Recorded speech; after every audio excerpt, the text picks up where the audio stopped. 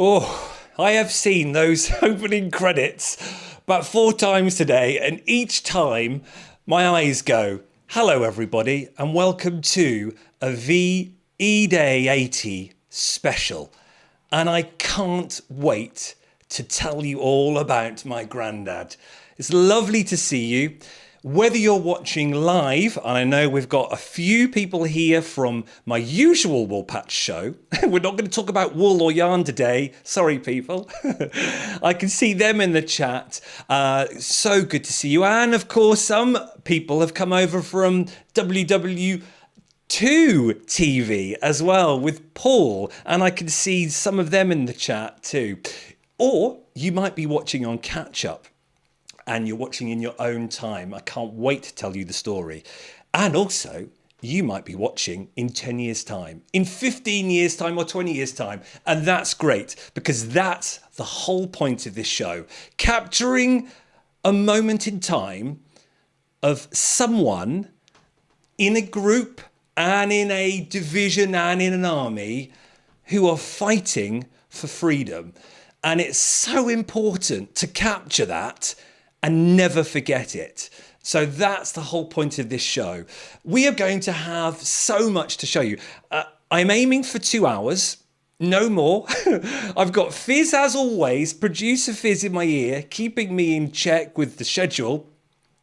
And she'll be dropping in links into the comments too. So if we talk about something that takes an interest, don't worry, there will be a link there, because we've got so much coming up for you. So let's go to our little scrapbook and let me tell you more. There he is.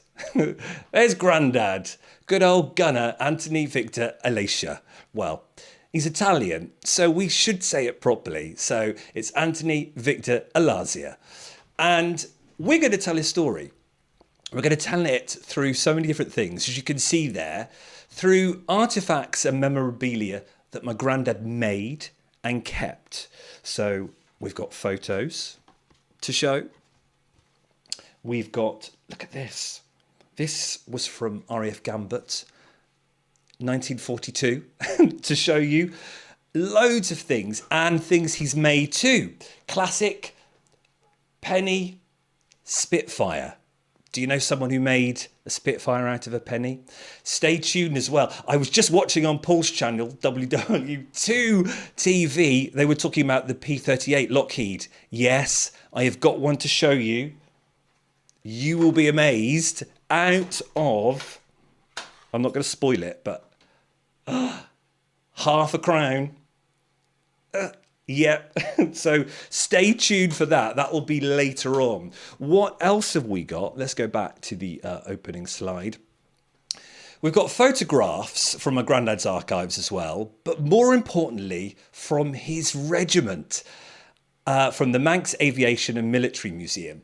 I have been, I tell you what, for the last 2 months, I have been loving researching this in even more detail. Yes, we've had some stuff in the family. My mum's found stuff. In fact, we found more stuff literally last week up in the loft. But I have then progressed to do some more research. And after finding out his name of his regiment, the 15th Isle of Man Light Anti-Aircraft Regiment, the wonderful world of the internet meant I could find the actual museum that's still going in the Isle of Man that's honouring everyone from that regiment. And as you can see there, we've got 2 guest speakers coming up, 2 pre-records that I have edited in. We'll have the wonderful Ivor Ramsden MBE, museum director. I had a great chat with him, and I've cut and pasted his interviews across the story for the first hour. And then in the second hour, we're looking around about 8:45, 9 o'clock, if I'm on schedule, till about 9:30. Then we've got 2 interviews from Paul. I've broken them up into 2 little chapters. Paul will tell us a nice overview of El Alamein, the big battle in October November 1942. And then when my granddad leaves, goes to Italy, then comes back to the UK, and then goes to the Second Front for D-Day into France and into Germany. Paul's going to do a little bit of a chat there too. And Fizz will drop in the links too, so you can find more about Ivor and Paul too, and their channels and where you can find them.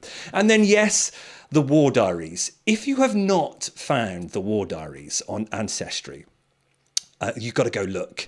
If you want to really delve and find out, you find so much. And I've been sitting, many of you will know I've got a new cat and he's in the spare room getting used to it. So I have been having a whale of a time, sat with him with the laptop, going through the diaries. Yes, it is a paywall with Ancestry, but do it for a month or 2 months and you will be blown away what you can find.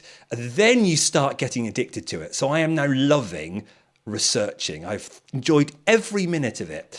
Obviously, this whole program is about my grandfather, so I'm going to get a lot out of it. Maybe you might like the story, but I think we've got history fans in the chat as well. But as I said, most importantly, it's about capturing a moment in time that will never be forgotten. So, are we ready? Come on, shout out, yes. We are going to go back in time. We've got to go, I kind of think back to 1939, 1940 time to find out all about what was going on. But what we need to do first of all, just so we're all clear with terminology, is a gunner, light anti-aircraft, and what it all is. So here we go into our next page of our scrapbook. There's Ivor, good old Ivor. You can see there, gunner is therefore in the Royal Artillery. You can see he's in the ground section, the 15th Light Anti-Aircraft Regiment. That's his regiment. And then within that regiment, they'll be in batteries. And he was in the 42nd Battery. And those diaries that I was telling you about, Ivor gave me the 42nd Battery diaries, not just the 15th. Oh, I know. Wonderful. So let's hear what Ivor says about light anti-aircraft. The light anti-aircraft units of the British Army were equipped with, as the name suggests, the lighter weapons, the 40mm or 20mm.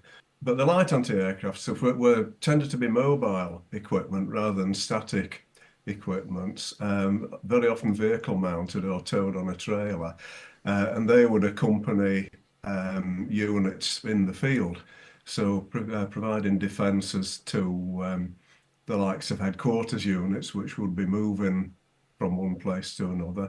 Also defending field guns, things like that, anti-tank guns. Very often they had to pack up the bags and move very, very quickly. So being a mobile unit was quite an important aspect of their operation. I think the first light anti-aircraft units started in the very late 1930s when war was obviously thought to be imminent. And the British government or the War Department decided that light anti-aircraft units could be set up. They were a sufficient smallish size to be set up in local areas throughout the British Isles. Not quite the PALS battalions of the First World War, but along similar lines.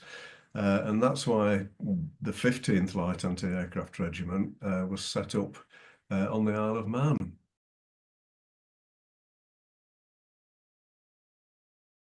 Light anti-aircraft is...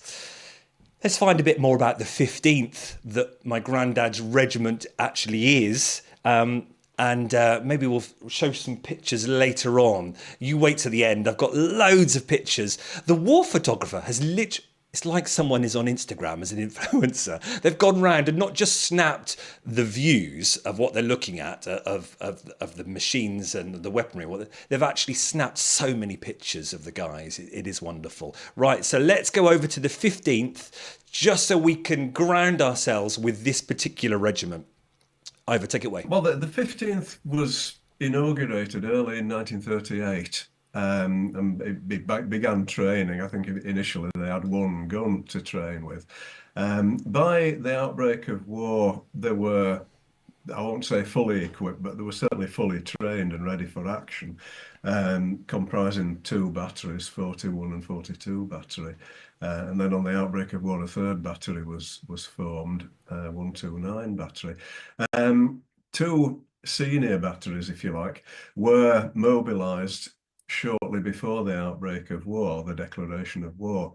And they shipped across on one of the Isle of Man steam packet boats to Liverpool to defend the docks on the River Mersey. They were, without any doubt, the first British military unit to fire its guns in anger in World War II, and that was on the very first day when war was declared by the Prime Minister. They were defending the docks in the River Mersey, and the standing orders were that any aircraft flying over the Liverpool area would identify themselves by flying with their, if there were two of them, they would fly side by side with their undercarriage hanging down. Just 2 hours after the Prime Minister came on the radio to say that we were at war with Germany, two aeroplanes proceeded up the River Mersey from out at sea, one behind the other, with their wheels up. And the gunners did as they were told, and they fired a warning shot. There was no reaction to that. So they let rip with the Bofors gun. I think only one Bofors gun was firing, and some Vickers guns, which were First World War guns, which they were issued with. And they fired about 20 rounds. They missed the aircraft, thank goodness, because they were actually Royal Air Force. But that, I mean, 2 hours after the declaration of war, that is definitely the first time that the Brits fired the guns. Pity it was at the wrong side. But, there was an inquiry, as there would have to be, and they were exonerated. You know, the RAF guys should have identified themselves. Now, they were only in Liverpool for a brief period, but they then served in England, really heading down towards the south of England. The units themselves were distributed literally all along the south coast of England. Defending the RAF airfields such as Tangmere, one of the famous Battle of Britain airfields, radar stations on the Isle of Wight, docks at Portsmouth, and further west. You know, so they were really thinly spread. So they were based in England until the end of 1940. There we are. Brilliant. Thank you, Ivor. So we're at the end of 1940 and woohoo! Well, I think the 15th are honoured there with the first shots on the day that war was declared. Right, so we've got our base. We know what we're talking about. The 15th Regiment, Isle of Man, and then the 42nd Battery. My granddad is in the 42nd. What I haven't quite found out yet is he an X, Y or Z troop? Haven't found that one out, so I need to do a bit more digging and see what we can find. But I just wanted to go to the chat. We've got a little bit of time now. So many people here. Let's get you on screen. Hey, Karen. Hey, Bertie, Fran. All you three, I know, have made bunting. It could well be hanging up here or in the shop. Who else have we got? Jenny's here. Dinky Crafts Jen. Jim. Great to have you. Brilliant. I hope you find some value in the content. And I say, who doesn't like more World War II content? Mike, evening again. Have you come over too? Oh, this is great. Jamie. Oh, I love your, what do you call them? Icon? What do we call them? Profile picture. Ian, good to have you here. Nikki Robson and my mum. There we go. Huzzah. Your father I'm talking about. How lovely is this? We're all getting so much out of this. Though mum's probably now cringing at the thought of that. I'm saying, hey, Sue, good to have you here too. A proper. Jim, good to see you. 10-minute quilter. Hello. Now, what do you say? Both my dad and husband were gunners. Oh, this is great. Now, this leads me perfectly on to your tributes. Fizz and I have been collecting your tributes over the last couple of months. They haven't been coming in that fast. I'm a bit disappointed, to say the least, but we've still got a few. Now, during the show, if you've got a tribute, we would love to hear from you. Just tell us who it is and what they did, and we'll put it on the screen. Fizz, have you got one? You could just do a sample to show. Probably not. Put her on the spot there, but we'll have it coming up on the screen, and I'd like to read them out. We have one from Karen already, and Fran, you've got yours coming up soon. But if you put it in the chat, in the live comments chat, we'll have it there, and Fizz will do her wonders, and with the wonders of technology, I'll be able to read it out too. So come on, if you've got anyone who served in World War II, no matter what they did, wherever they were, they could have stayed at home, they could have been at a factory, they could have been abroad. We would like to hear from you and read them out. That's what this day is all about, celebrating those who fought. And I know some haven't come back as well, so even more to celebrate them. Let's go. Hey, Emmy, good to have you here. Yes, you're working in America, because I know a lot of our viewers are America side as well. Stefano, good to have you here. My Italian go-to translator expert. He was the one that gave me the proper pronunciation of my granddad's surname, because obviously we anglicize things a lot. So we just turn what we see as Elasia to Elasia, because we're lazy, aren't we? Fran, yes. Oh, there's so many people here. Wonderful, wonderful. Oh, and are you home? James was in Amsterdam, and then you've been everywhere. Is he back? Good to have you here watching. Are you ready to go on this journey now? We're at the end of 1940. They're not doing their stuff and protecting the sites around the UK. They've got the call to go to Egypt.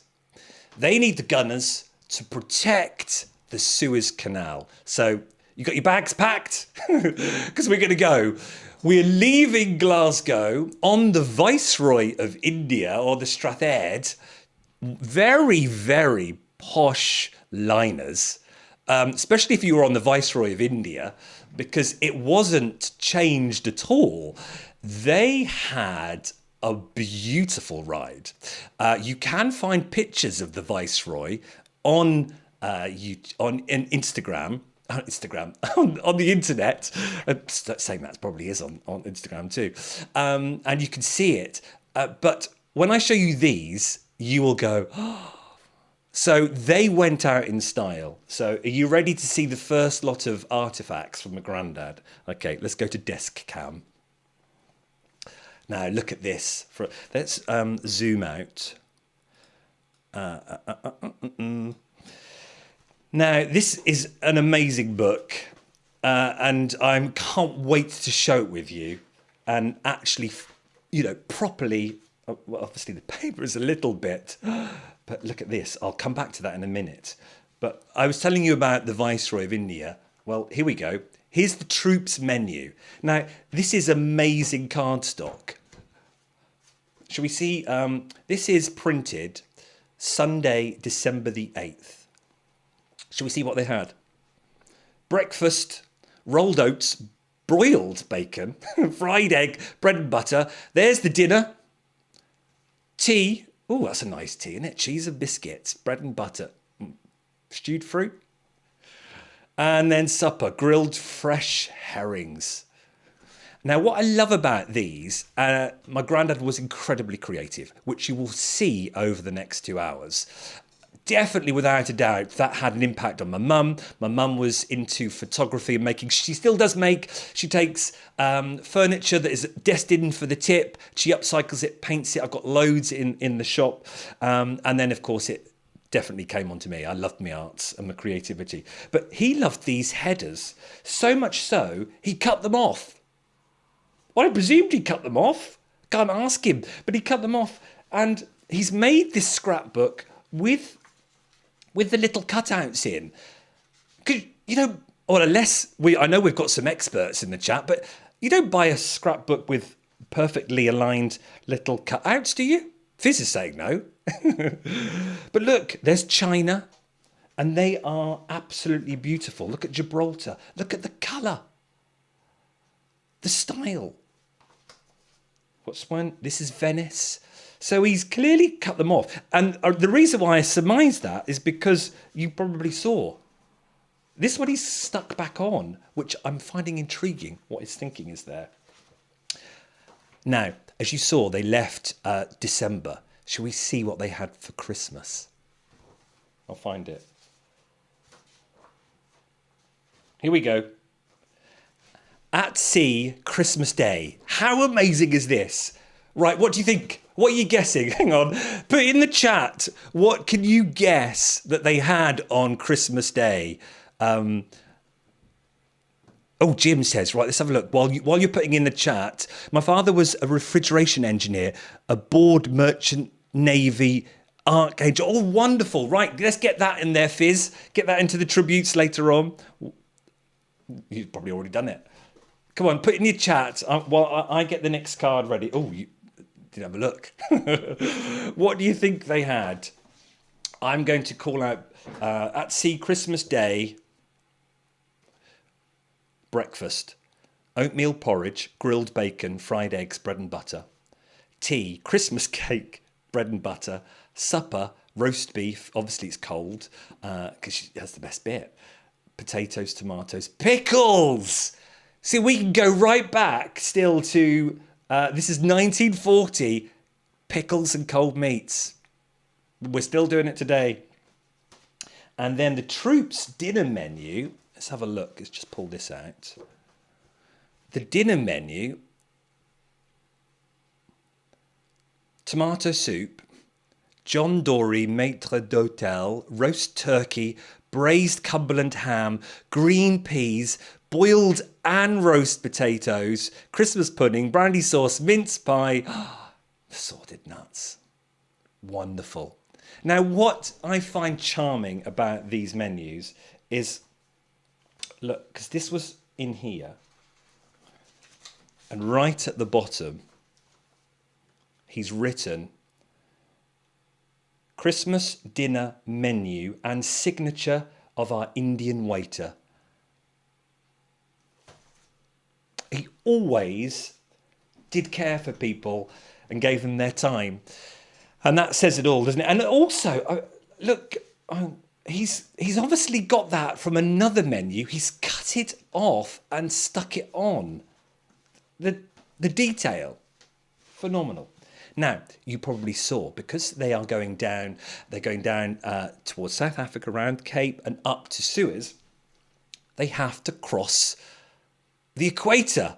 Well, I didn't know this at all. So I found this recently with Mum. Mum, you won't know this. I'm now going to tell you because it bamboozled me. I know we've got some experts in the chat. Apparently, when you go over the equator for the first time, you have to be initiated by Neptune, King Neptune himself. They won't just take anyone over the equator. So you have to do, and now I'm just thinking the camaraderie on board, because there would have been lots of gunners, lots of, because it wasn't just one regiment on the ship, there would have been loads on that ship. And they're all going to be initiated. I'm just now thinking what the atmosphere would have been like, what was going on, because let's read a little bit out to you. Okay, can you see that? Let's go this way. Hopefully we'll focus. Come on, camera. There we go. Whereas A.V. Elasia has this day been presented to us at our court, held in this good ship Viceroy of India, and has been examined, questioned, castigated, and dissected as necessary as to his fitness to enter our realm. Right, what would they have done? I would be worried now. What would they be doing to me? Is it a bit of fun? Are they chucking a bit of water over them? What do you think?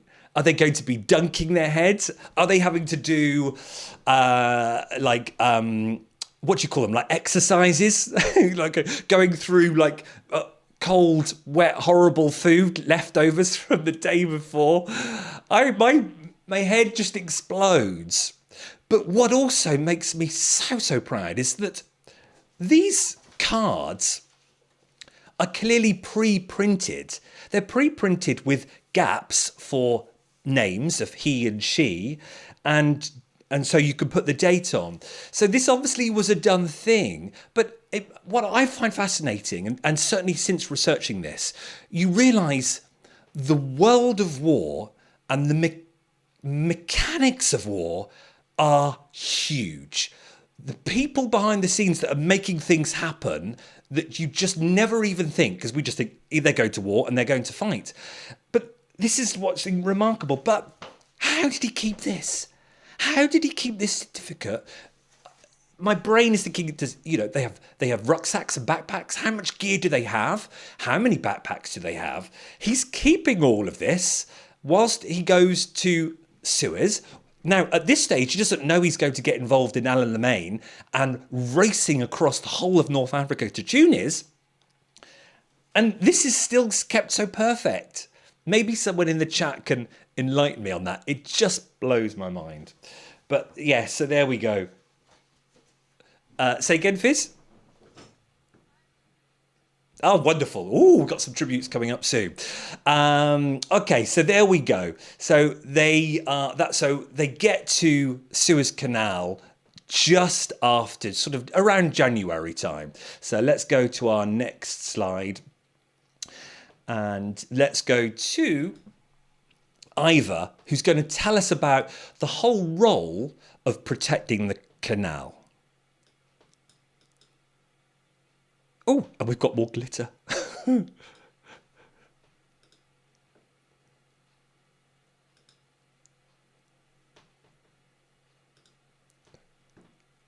The three batteries split up. One battery went to Crete, 129 battery, the new boys, if you like, went to Crete.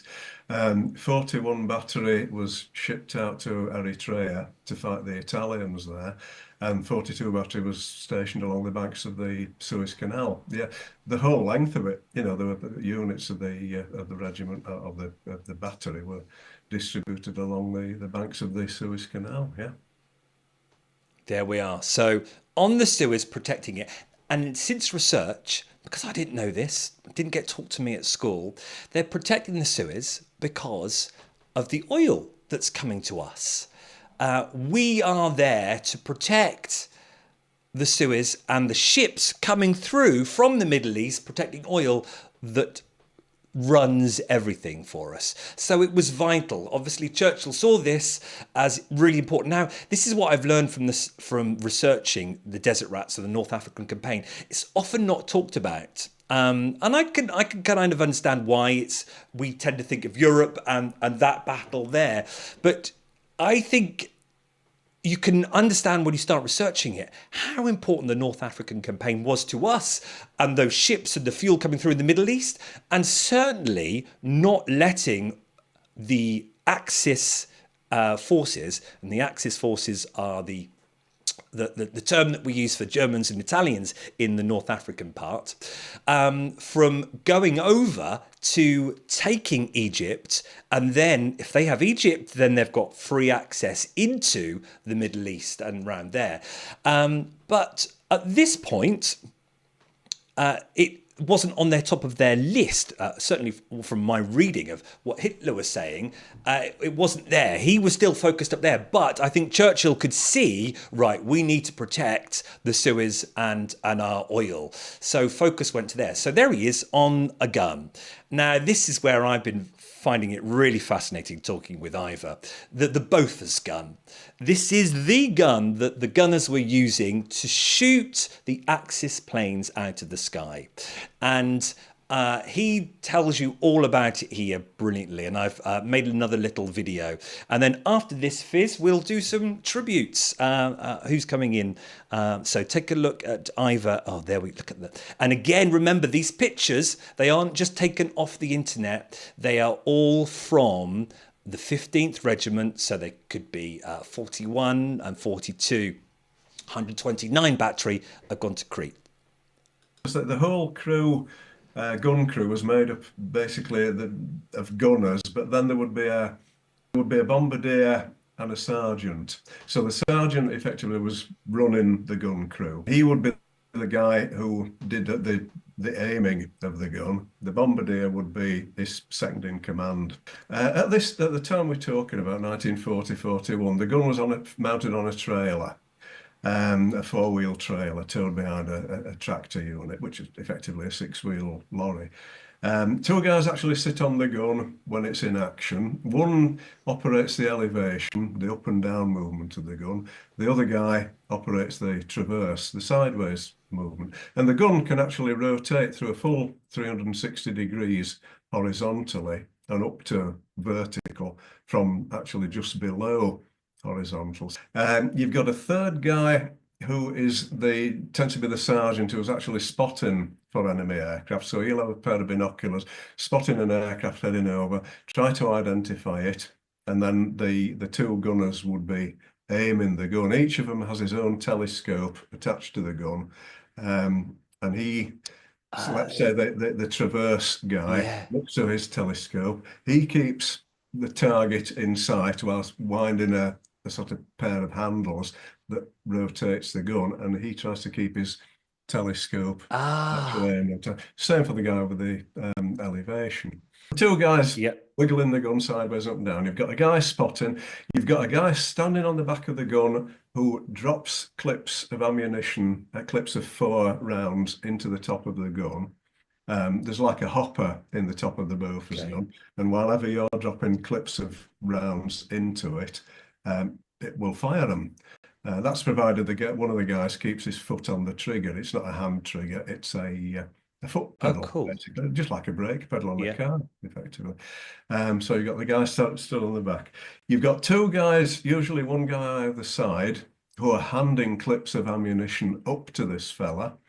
So they'll have boxes of ammo on either side of the gun, and they will continue alternately passing these clips of ammunition to the loader. There would be a driver who was usually one of the gunners anyway. It's just like a smooth machine. These guys are so well drilled, they're not getting in each other's way. It just goes on and on and on. There we are. So we know the gun now. We know exactly what they're doing. And you can now kind of get a sense of their team, their squad. So you've got 7 guys to a gun, probably 3 guns at this stage, 3 guns to a troop, or 4 guns to a troop. 4, 8, 12. That's right. So you've got 1 troop, 2 troop, 3 troops, X, Y, Z. So you can now, and then 3, 4, 8, yes, 4 guns to a troop. So you can start to see the amount of people and what they were doing. What their role was, don't fully know. As I said to Ivor, maybe they would have found out, I'm better on that one. I forget which that one's called, or the line. Is that one? I don't know. I don't know how that would have worked. If I can find that out, that's more research. I don't know how I'll do that, but you keep digging. Right, we're at half past the hour. Let's do a tribute, shall we? Who have we got, Fizz? Let's see. Look at that. You did indeed the wonders of technology. A tribute to Rex Thomas Andrews, an Air Force commando from Fran. And Fran's watching now. There we are. Big shout out. When you... Fran sent some beautiful bunting that's up here and in the shop. Fran said he was stationed in the UK, France, India, Burma, Malaya, Indonesia and Java. As he was heading home at the end of World War II, but was turned around, was turned around and shipped out to the Far East and missed celebrations back home. Well, Fran, we're doing it now. Big celebrations, absolutely big. For him. If you're watching in the chat, come on, type it all in. Fizz will put it on the screen. And if there's a long story, Fizz can somehow message it to me. How are we going to do that, Fizz? Oh, okay, we'll find it. We'll some.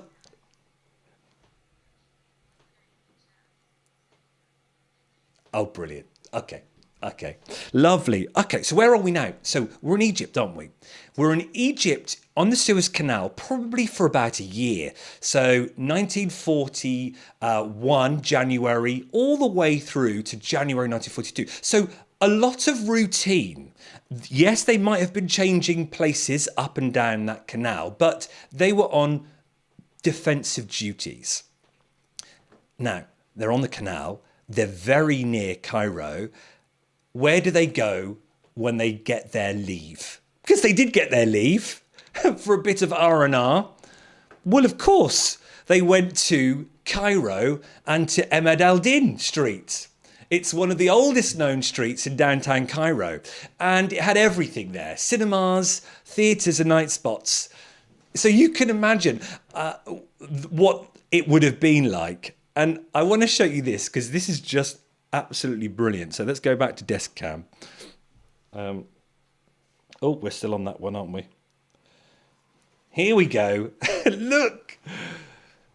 This is, and it looks just like that. It's been so well preserved.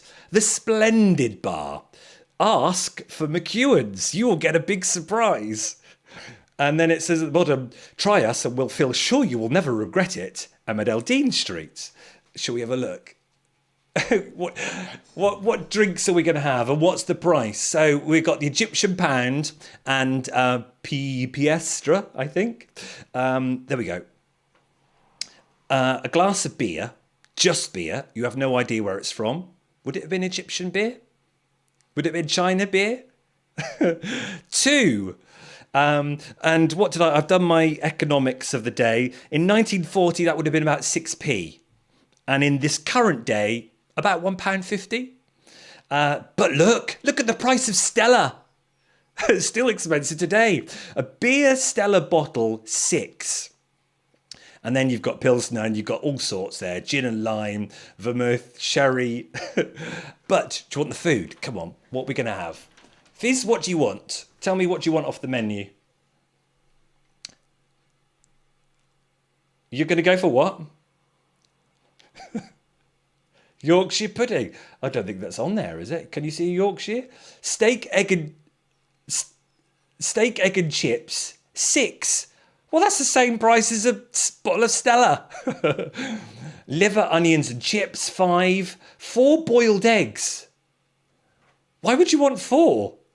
Is that a thing? 3, 2, 4 boiled eggs, 3.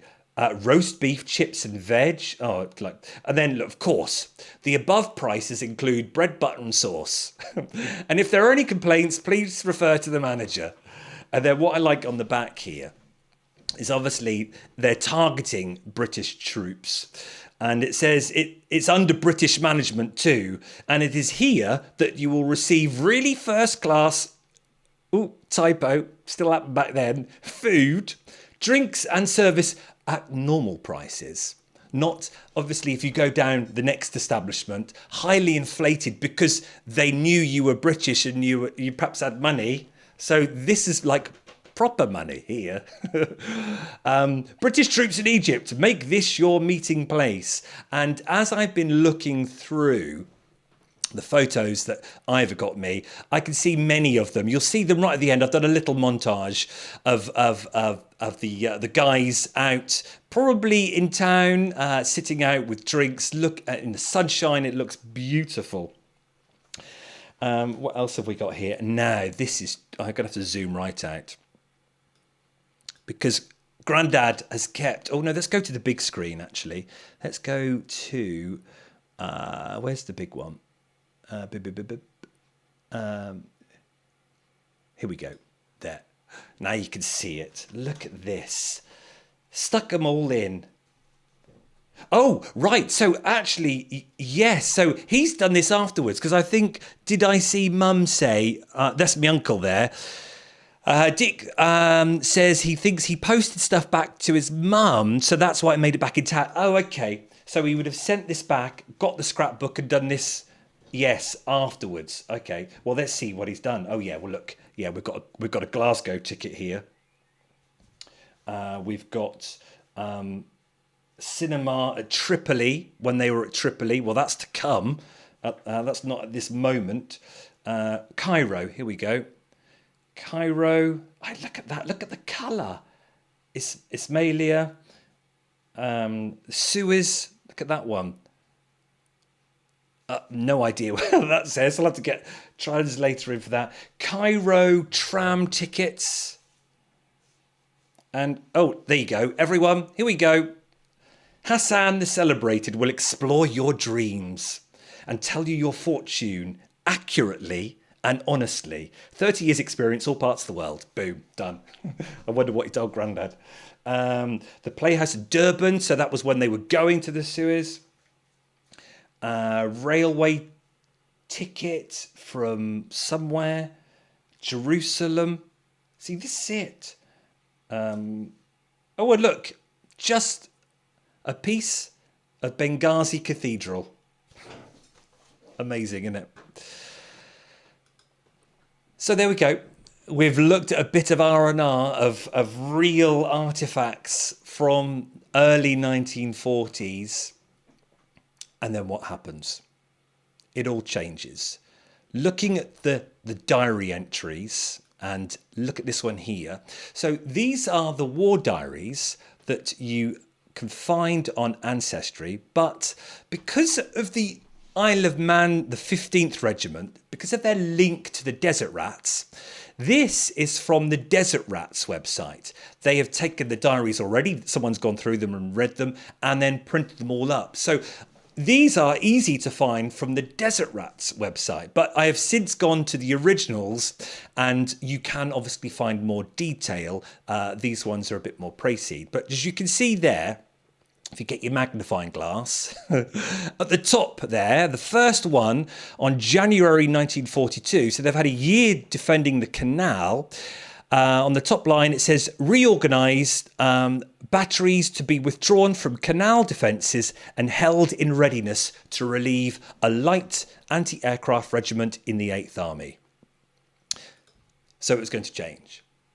They were now going to be a regiment that was doing pretty much defensive strategy, pretty much fixed, to now being in the field. Now, some of you probably don't know what was going on at this point, so I've got a handy little animation. This was found on YouTube. I spoke to the YouTube creator. I said, can I use it? He went, yeah, of course you can. So thank you very much for that. So let me show you this. It goes right back to December 1940. Okay, so watch this. And let's just hide that. And just bear in mind that now, 1941, my granddad's over in the Suez. He's over there. He's defending it. So whilst he's defending Suez, we're doing quite well. Look at the British pushing through to Tobruk. We're pushing the Italians back. And it goes on. And we are doing well. But if you know, or if you don't know, the North African campaign is very famous for this flip-flopping backwards and forwards, to and fro. And it carries on like that. So we've now got mid-1941. And then we're back again. Because Rommel is there now, you see. Back to Tobruk. We then lose Tobruk.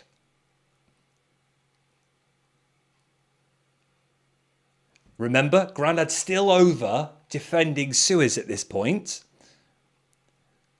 Changes. What's going on? Some sort of stalemate there. Pushing to and throwing back. We then start another offensive. Are we going to get Tobruk again? We do. Now we're at January 1942. Are we going to go forward?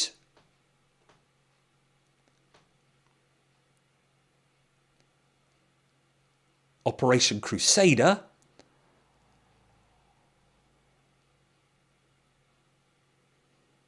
And then we're coming back. It's the supply lines, isn't it, you see? When you think about it, our supply line starts at El Alamein, really, and it comes through. So, of course, as soon as we get to Benghazi and down, our supply line starts getting thin. So we struggle. So that's probably why we've come back again.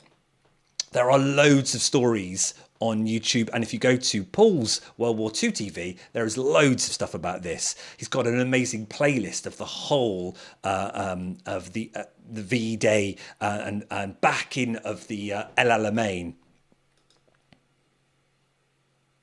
So there it comes, back to Tobruk, and we're holding Tobruk. So now we're at May 1942. My granddad got the call to come over to the Tobruk region in 1942 January. He's at RAF Gambit, just outside Tobruk. In fact, that's where he then did this amazing pressed flower. There you go, look. Gambit, Tobruk, 1942. Look at the quality of that pressed flower still.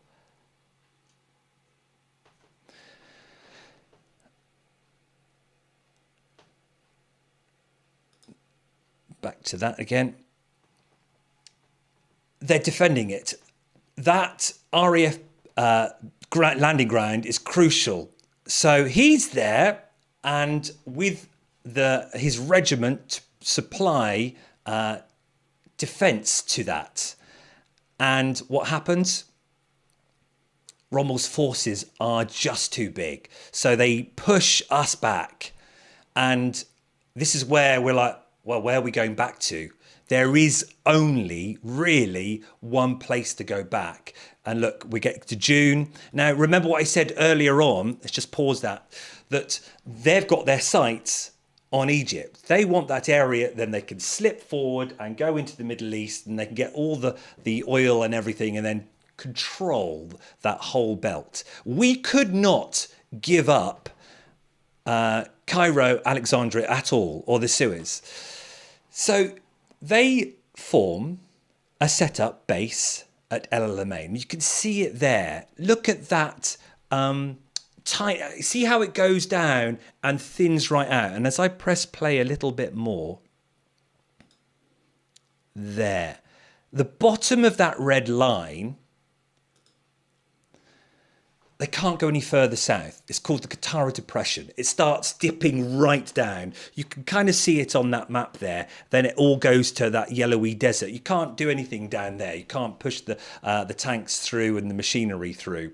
So from that point of view, it's a very clever bottleneck. Rommel can't do his famous attacks of flanking right down and around. He can't get round to El Alamein at the back. If he does try that, they're in a very, very small bottleneck. And that's where basically the Battle of El Alamein starts. And from July, we'll log into Google Earth in a minute. From July, August, September, there's toing and froing and plannings to prepare for this huge battle. Many of you'll know Auchinleck. We'll have a chat with Paul about that in a little while. We've then got issues with the chief changing. So Auchinleck goes, and then in comes Monty, and it just gets very, very heated. And it's this point where the 15th joins the Desert Rats, and then you get that on your badge. There it is. They get attached to the 7th Armoured Division. And reading that in the war diaries was like, oh, because there's something about a name. We do it in life all the time with sports teams. As soon as you get this name and an image, it kind of, I don't know, how do you say it? Fleshes it out. It gives you an identity. And it's that identity that then people can cling to and use for hope, for strength, for all sorts. It can do the mind, the power of good in right, especially if you're tired. Just imagine all that toing and froing and losing so many people. That for the 15th, I think this moment must have been an incredibly proud one. So let's go to Ivor as he tells us about this. I mean, there were encompassed into the 7th Armoured Division, yeah, as the light anti-aircraft unit of the 7th Armoured Division. The 7th Armoured had been around for, what, 2 years by the time the Manx Regiment was moved into it. But it was, by the time the regiment joined it, it was the most battle-hardened and experienced armoured unit in the British Army. So it was a matter of great pride that the regiment moved into it, you know, and they wore the desert rat, the jerboa symbol on their uniforms, and it was painted on all the vehicles and the guns. Yeah, it was a matter of real pride. There we are. The desert rats. That's where we are now. So we're at look at that. The gallery and guest of the year coming up. If you've been watching the Woolpatch before, you'll know we like to have a bit of fun. So we've got this guest of the year. I've got a picture of me and my granddad. You'll have to guess the year when it is. And also the gallery. Who's a Tony Hart fan? If you're in the chat and you can remember Tony Hart and his gallery, I've put a gallery together of all my granddad's work that is up at home. In fact, have I got some here? Oh yes, I've got one of them here. And some of his pictures here too. And a little breather. And during that breather, it's pretty much at the end of hour one, you can go get a cup of tea if you like. Or you could just have a shuffle and just a calm down, because I know it's getting quite heated at the moment with El Alamein and being in the thick of this battle, knowing full well how many people lost their lives during this battle, especially as they're planning numerous operations. It's so difficult to explain the Battle of El Alamein, the second battle. You've got Operation Lightfoot, you've got Operation Bacon, you've got Operation Manhunt, I can't remember, Man Blood, something like that. So many of them. And all these little operations with numerous divisions doing different things at different points. And remember, the 8th Army is an incredibly wide-ranging army of the Commonwealth. You've got New Zealand there. You've got, as just one example, because I know my granddad's battery were pushed to help the New Zealand during this Operation Supercharge. So it's a very, very hard battle to understand. I'm not going to overwhelm you with facts and figures and dates and times and where they are. Paul, after we've done the gallery and guest of the year, does a really nice sort of overview of it. I can't even begin to imagine what it must have been like in some of those operations with the artillery literally putting down a barrage as then the guys go forward to clear the mines and everything. It's phenomenal. It's just mind-blowing, really. Right. Should we do a tribute, Fizz, or should we do the gallery? Let's do a tribute. Yes. Who have we got? A tribute to Francis Elasia. This is from Jane, the Army Air Corps. My father. Youth delayed entry. Thankfully, no combat, says Jane. He didn't retell stories other than he was a mechanic for the aircraft. He was stationed on... Ooh, that's going to be an interesting one. Kwajalein Atoll Army Base. Apologies if I've just said that wrong. As a child, I always pondered about what that place with the funny name was like. Well, there you go. I've just reinforced that funny name completely. Thank you, Jane. Lovely to be able to pay tribute to Francis. Okay, shall we sit back now, have a chilled moment? You've seen the creativity of my grandfather, then what you're going to see now will just blow you away. His writing develops because he turns into a calligrapher, and his skills in painting, all I can say is just look out for the Laughing Cavalier. Enjoy.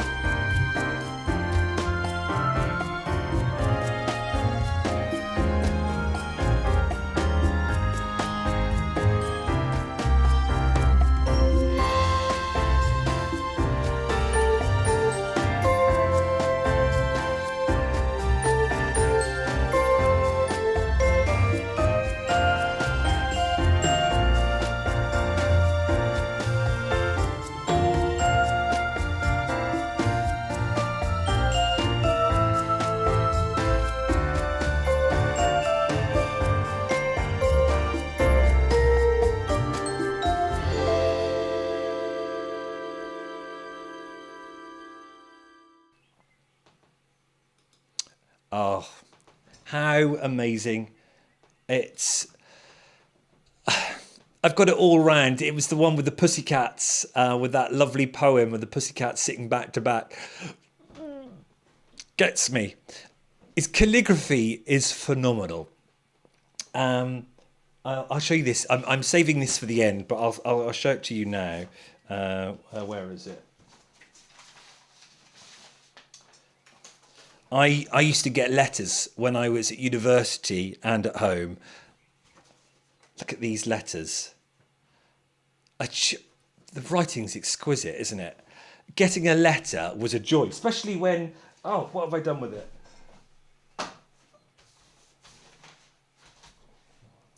You'd see the envelope with all the beautiful writing on, and you go, I know that's from... But look at that. I thought I would drop you a line to say how I enjoyed the show on Tuesday. So obviously came to watch me do something. That was in 2003. But look at it, it's beautiful. And then one of his letters that he wrote, which we've only just found recently, me and Mum. It's been wonderful. Look at this one. You might need tissues. Ready? Look at this. I have much to thank God for, but mainly I thank him for the ability he has given me to work for the past 57 years as a calligraphist, now in my 89th year. I hope to continue at least to 90. Amazing. And when you see what he's created, is phenomenal. He used to write for stonemasons. So he's got scrolls all around the world. And I have to go because this is a big one.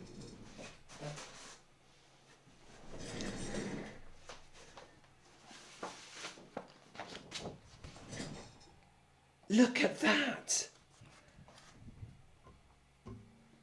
Can you see all the gold leaf as well? Let's get it on the camera. It's... There we go. Let's go to the... Should we go to the big... Let's go to the big camera. Where is the big camera? There we go. Look at that. This is on like proper part. Is it? I'm going to say pigskin, isn't it? I think.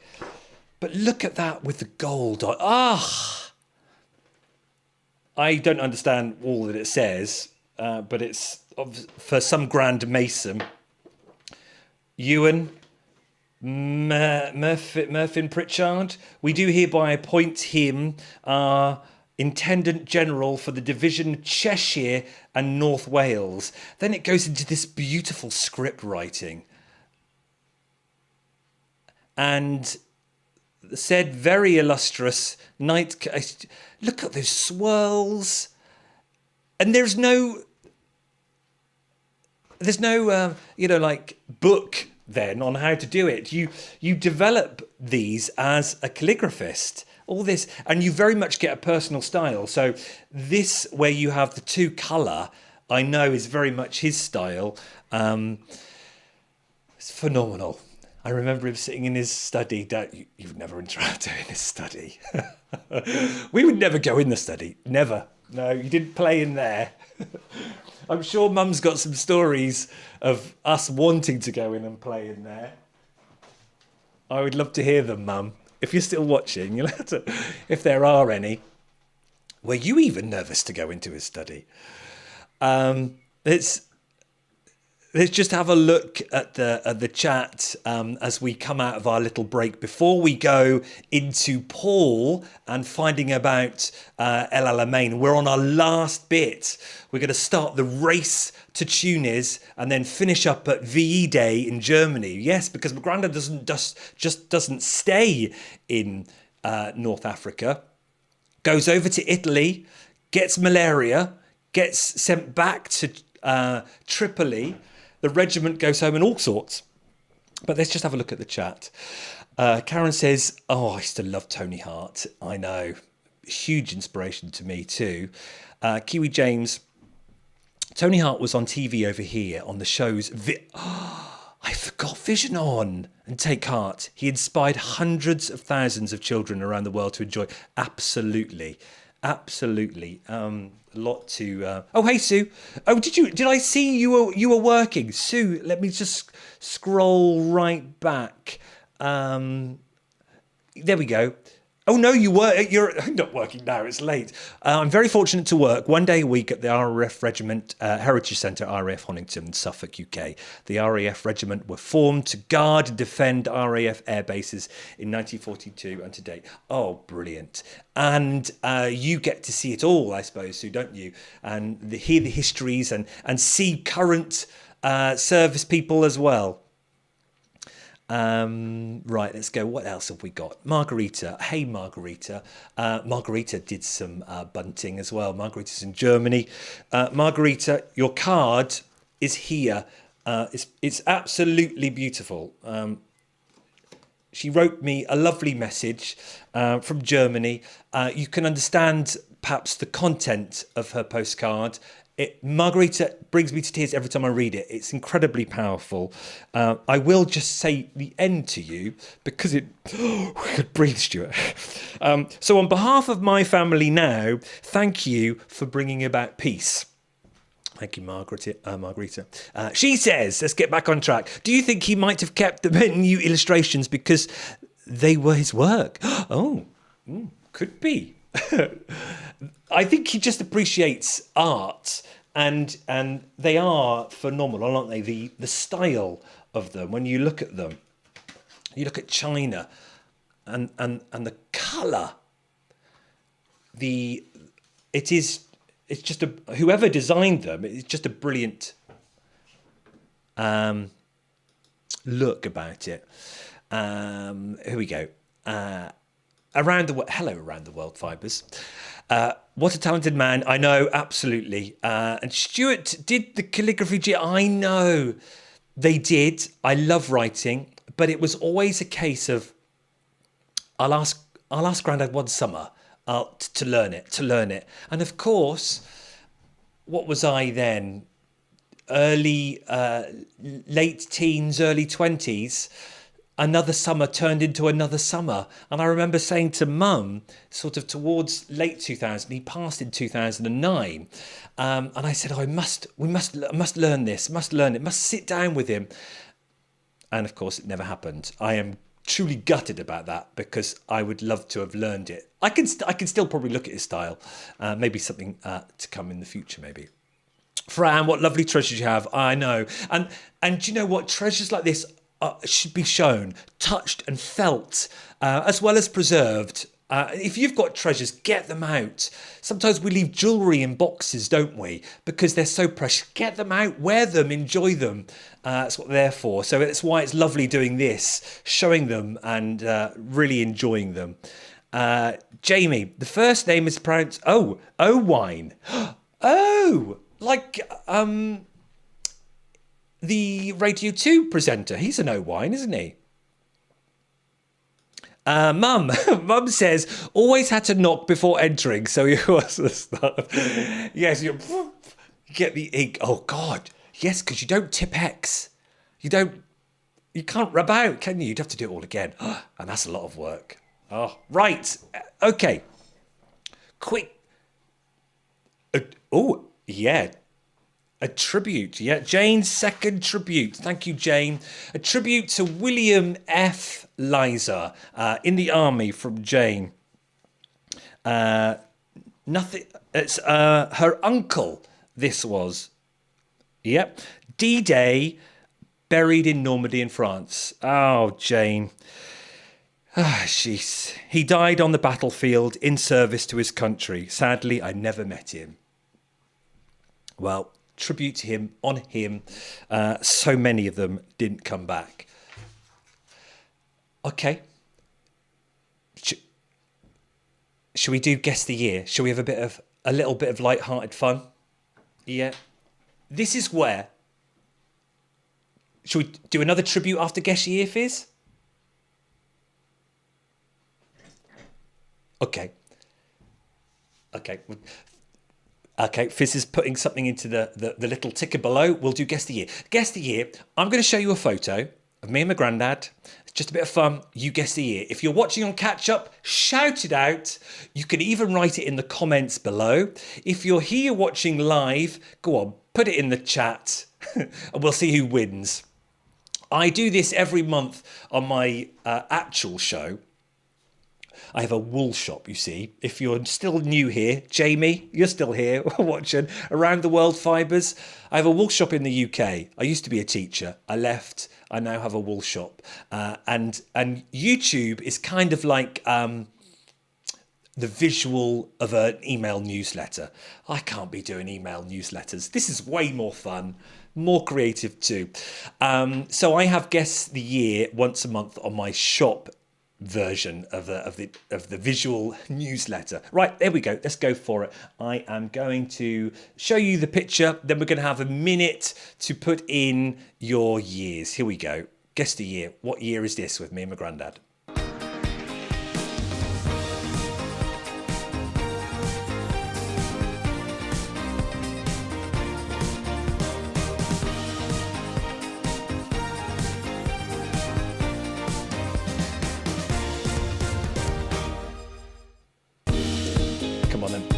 Pop them in the chat.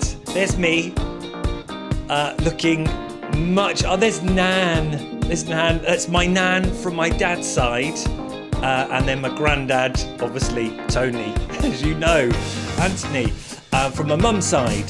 Come on, what are you going to go for? I look much younger there. Pop them in the chat. You've got a minute. Let's get them on the screen. Sue's going for 1998. Jen is going to go for 2005. I like you, Jen. Karen's going for 1998. Margarita, 2005. I like you too. This is interesting, isn't it? We've got two 1998s and two 2005s. Rita, I've just read your message. You're going for 2006. I have watched you before. And Anthony is going for 2004. Hey Jan, good to have you here. 1997. This is me at university. So I've done 3 years studying drama, theatre and television. That's a course, isn't it? You can kind of see where I get the creativity for doing more visual stuff. I never really liked being on stage. I was very much behind the scenes. Give me a set to paint. Give me a lighting rig to design. Give me costumes to make. Yeah, way more fun. And Jan, lovely to have you watching. A nice sort of link to Jan is in London, Finchley Way, who knew Ron. Uncle Ron was best friends with my granddad. They would play crib every Christmas till the wee early hours. And I did learn crib from my granddad. Do you know what? I never beat him. It was just impossible. And how many times would he get that highest score? What's the number? I haven't played it for ages. I'm like, what's going on here? I'd be like 15-2, 15-4, the rest won't score all the time. Oh dear. So Jan, it's lovely to have you watching. It feels very special to have you here too. Fran's go for 1999. James go for 1996. Okay, so 3 years done, just did. We went to Winchester Cathedral because my uni was in Winchester, and it was a beautiful day. And shortly after, I went and chucked my hat in the air. The answer is 1998. Well done, Karen. Well done, Sue, as well. And anyone else? Did you get it, Fizz, as well?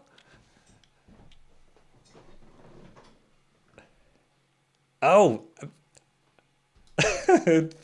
And Fizz got it right too.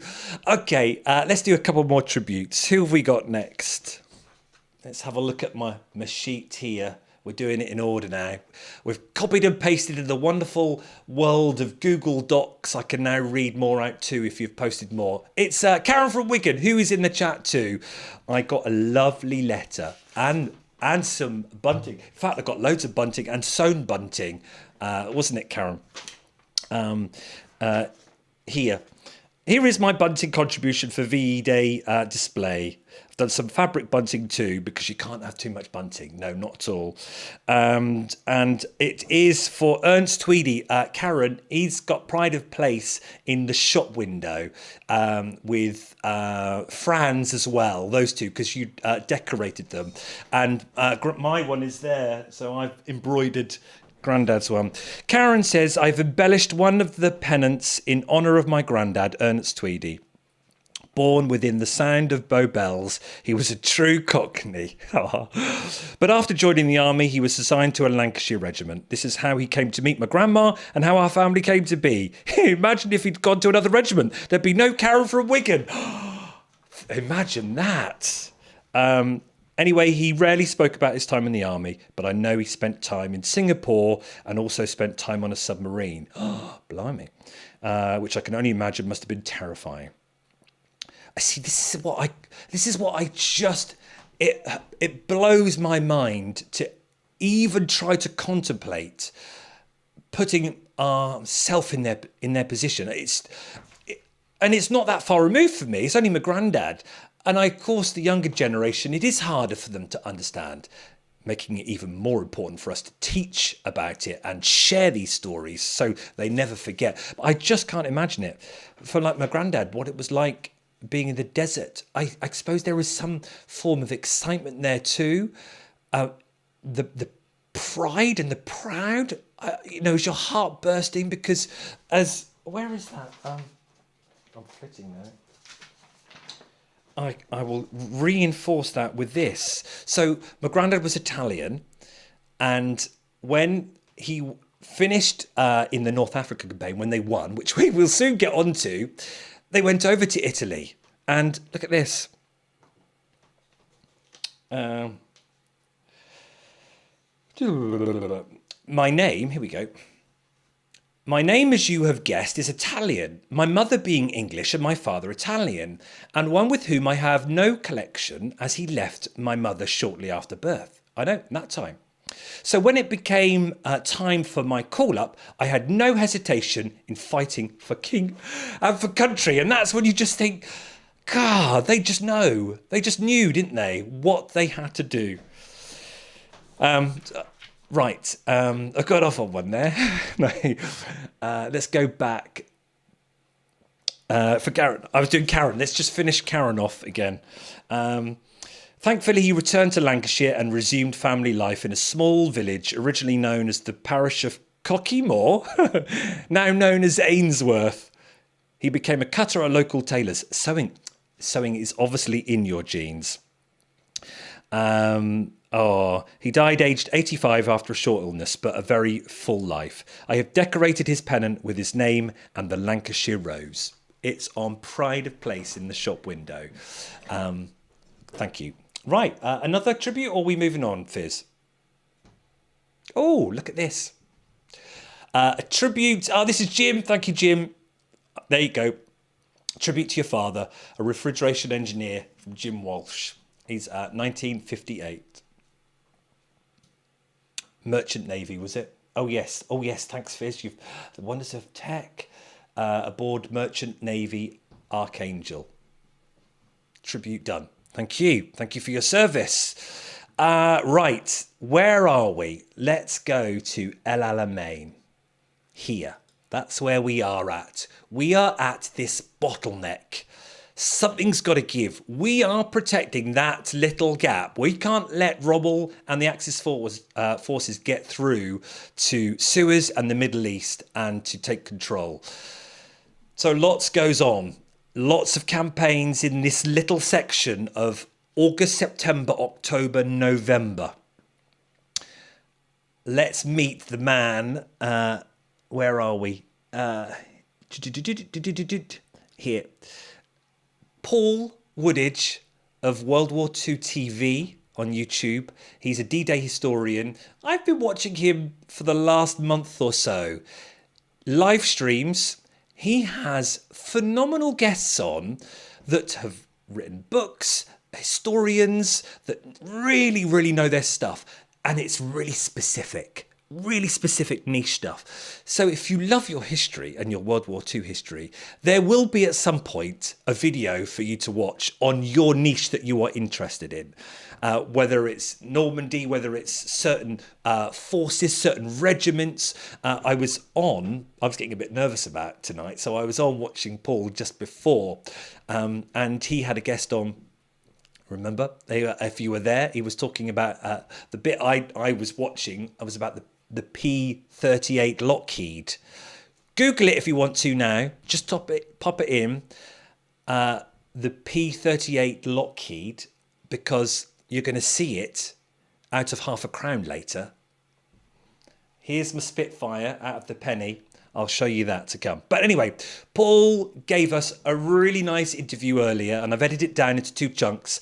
Each interview is 10 minutes long. There is a clock up there that shows you how long the interview is going for the pre-record.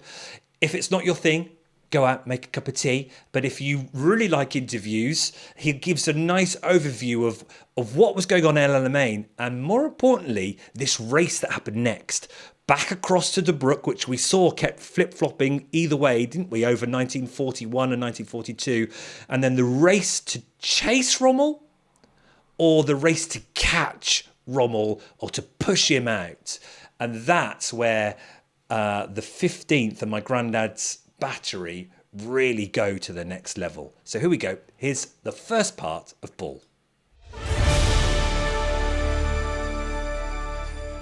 The North African campaign is like a pendulum swinging left and right, and whoever's in the advantage, so Axis or Allies, Okay.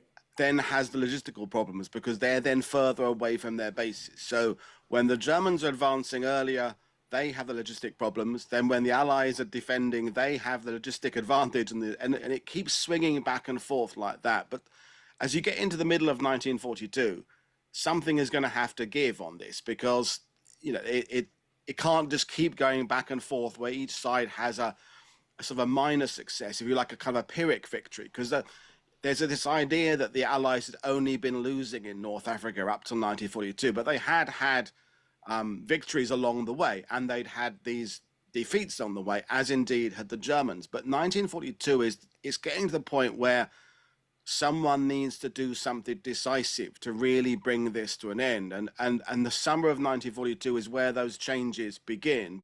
El Alamein isn't just happening on its own. It's Indian Idol of World War II channel on YouTube says nothing happens in a vacuum. And you've got to look at the Battle of North Africa in conjunction with the Battle of the North Atlantic, in conjunction with what's happening in the wider Mediterranean, what's happening in the overall intelligence war.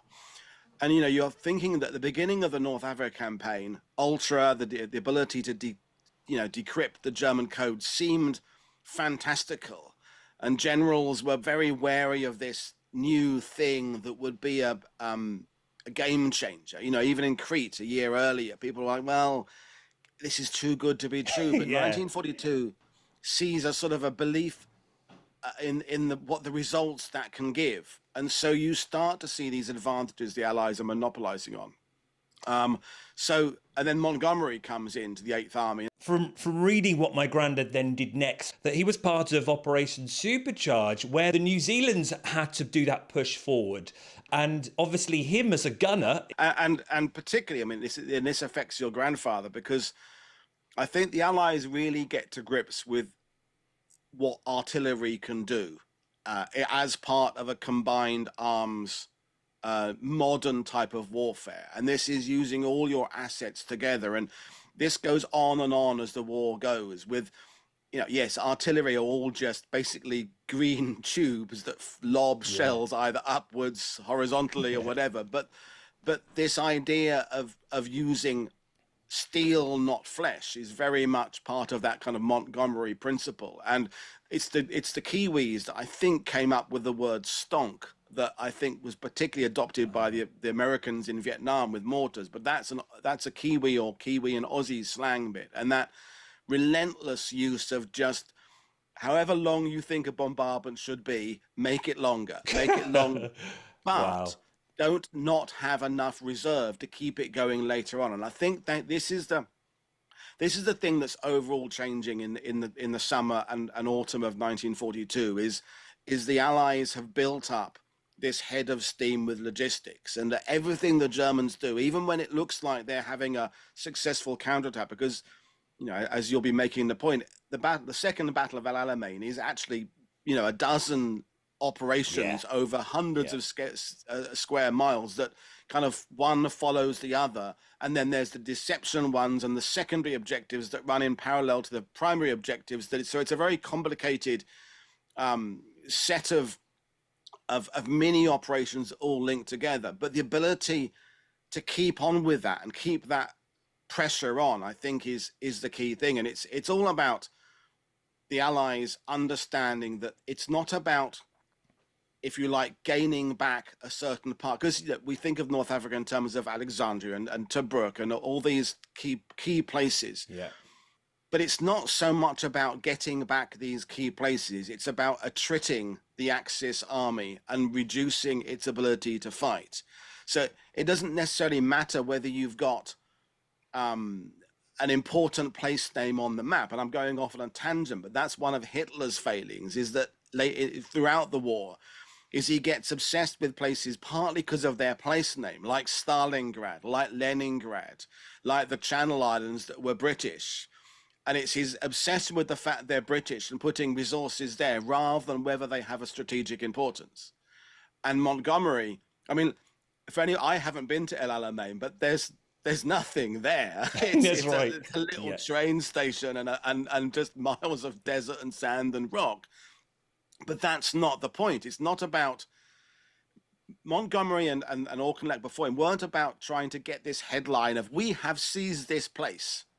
And that's kind of the Hitler, even the Stalin idea, because this would have some kind of overarching psychological effect on the enemy that we've, you know, when Germany is holding Stalingrad, they are holding the Soviet town named after the Soviet leader. But El Alamein has no hold over the Germans in that. It's not like Hitler's going, damn, we've lost El Alamein and that bush that we saw once. You know, it's about getting the enemy into a place where you can annihilate them. And then, so this race to move west starts. And can you really call it a race? Is it a race? What were we trying to catch him? Were we trying to push them? What was going on there? It's all of the above and none of the above. That post El Alamein phase is pretty complicated, not least of which because Rommel, who we don't have much of what Rommel himself said about it, because of course he dies before the end of the war, so he didn't get to do lengthy memoirs like some German leaders and Allied leaders did. So, and he's got health issues that are sidetracking him various times, hence von Armin coming in later on in Tunisia for the 5th Panzer Army. I think the most significant thing is that Rommel, having been resoundingly pushed back at El Alamein, is no longer Hitler's golden boy. That's and that everything he does, there's this tarnished, his reputation has been tarnished by it, because earlier he could kind of say, we've fallen back to redeploy, and Hitler would see that as part of some kind of master plan because he had this faith in Rommel. But now saying we're falling back looks like you've been defeated. You're running away. And so it's all about language. And this is where, when the historians debate that period, as you say, is it a race?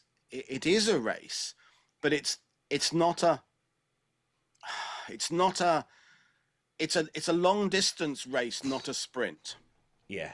I think would be the good way of describing it. And again, it comes back this idea of attriting the Germans. I mean, Montgomery, brings a lot of his force to a 3-week break after the main thrust of El Alamein. So some observers would say, no, that this is the time to put the pressure on. This is the time to increase your grip around the German-Italian jugular. But it's biding the time to retrain pilots that have been lost in the Air Force, repair your tanks, get more people up again, give people a breather, to then carry on this, I say, long distance race, but not a sprint. El Alamein it's the end of one chapter, and I'm kind of half paraphrasing Churchill now, but it's the particular beginning of a new way of fighting, which is bringing about what James Holland calls big war. And big war takes a lot of time to get ready.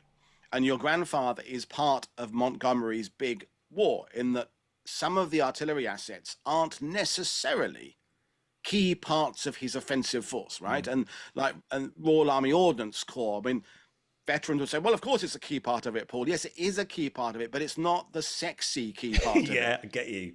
Yeah. But big war is being able to have anti-aircraft guns to protect your advance, to have positions in place to defend your supplies, defend your supply lines, bring up your supplies.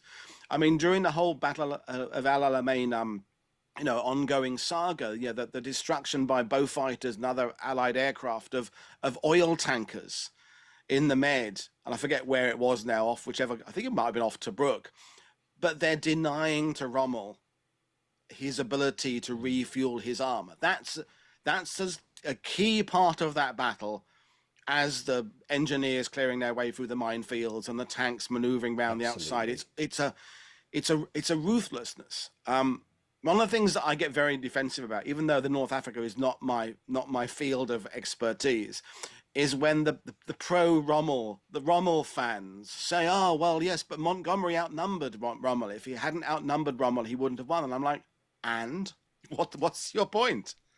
This is the turning point of the Allies realizing it is completely fair to dominate your enemy. It is completely fair to go into it with more assets. That's how you win. And I think earlier in the war, even Auchinleck, who I admired, and Alexander and some of these other people, they were still having this nice approach to warfare, because every commander I ever met, so I don't mean the corporals and privates and bombardiers, I mean those with any kind of level of responsibility. Theoretically, the North Africa campaign is a wonderful place to wage war, because it is your maneuvers that you've thought about on the drawing. It's a mostly devoid of civilians. That's not saying that weren't civilian losses, and of course Rommel's army are deporting and interning Jews and things like that. We can't say that North Africa is a pure military environment, but it's a lot purer in that sense than Sicily later on, or Italy or Normandy. So it's almost like the dream scenario for a theoretical approach to war, which is why people like Rommel, by those who like Rommel, regard him as this master of maneuver and warfare and things like that. But the trick is to make sure you're winning the war, not the battle. And as I said earlier, it's about this attritional aspect of just keeping the pressure on. So it's, to go back to your question about, was it a race for Tunis? It's like, how to describe it? Like a poisonous snake will kill an enemy, an animal very quickly with a bite, whereas the constrictor will gradually squeeze the air out of that other animal. And essentially, that's what the Eighth Army and the Allies do in the Tunisia campaign, is they constrict around from both sides, because it's eventually, as in the push through, the Axis are facing a front on all sides. They're kind of surrounded, French and British on one side and Americans, and it's just every time the animal in the German animal in the middle of the constrictor kind of gets a bit of air in again, the constrictor tightens around the chest of the animal. I've just come up with that now. That's great. That's great. Very visual. It seems to work quite well.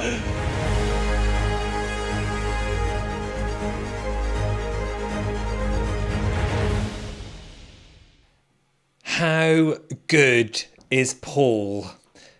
Phenomenal. Our actual chat was an hour, and we've edited it down into 2 sections. And what I might do is even just sort of trim the other one and put the hour up at a later date for those who wanted to see more. But otherwise, go over to World War II TV on YouTube if that's your thing. And if you want to do more research, especially check out that El Alamein playlist that he did. There's just so much there. Once you start getting into history, it's phenomenal. It really is. It's like an onion, isn't it? What's that expression of taking a layer off and another layer off, and then you just start getting into it really. Whew. But there we go. So El Alamein happened, and then that race, the miles that were covered. You can now see how much of what it must have been like for the 7th Armoured Division, the 15th Regiment in there, and then my granddad's battery too. Travelling that distance. They're travelling, they are still battling at certain points across that whole North African, through Libya and then into Tunisia. There is battles going all the way. So it's not just a case of let's just chase him.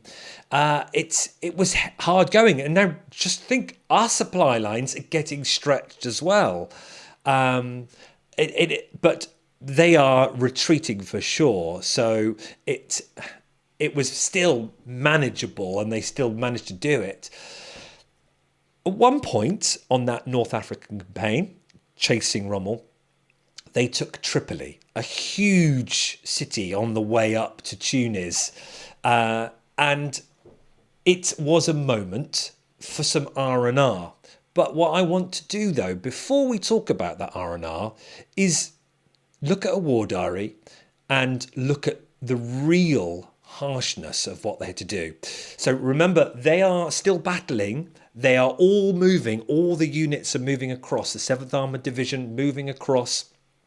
You've still got the Luftwaffe going over the top, and you've still got certain Rommel's forces, as he's falling back, still staying to protect certain places for as long as possible. Tripoli was a big place to get. Once they took it, they then took the airport, but just below Tripoli, and that's when the R&R happened. But before then, let's just take a look at the actual reality. And this is hard reading, but I think it's important to look at that and to know what was going on. And this is where looking at the war diary is just overwhelming for me at some points. This is the actual battery war diary. So this is not, so Ivor gave me the 15th Regiment's war diary, which you've seen because they're a part of the Desert Rats on that Desert Rat site. But I've actually now got my 42nd battery diary too. So let's just take a look at this page here. So you get a sense of what was going on. Let's just take the 6th there. A and B troops, so they might have changed. And I think Ivor said this, it could be XYZ or ABC. A and B troops had 3 short engagements with enemy fighters, strafing and passing over. Lieutenant Littler, I've seen his name crop up a lot, posted from the 15th Light Anti-Aircraft Regiment to the 42nd Battery and took over commanding of B Troop. I still want to know what troop my granddad was in. B Troop engaged enemy fighters passing over. A and D troops engaged enemy aircraft dive bombing and strafing brigade area. One Messerschmitt 200 was destroyed and another damaged. On the 8th, A Troop had 3 engagements with enemy aircraft on dive bombing and strafing attacks. B Troop had 2 engagements, the second being with, they're the Junkers, if I got that right, and escort of Messerschmitts, one of which was hit and obviously in trouble as it dispersed. This was claimed as a probable.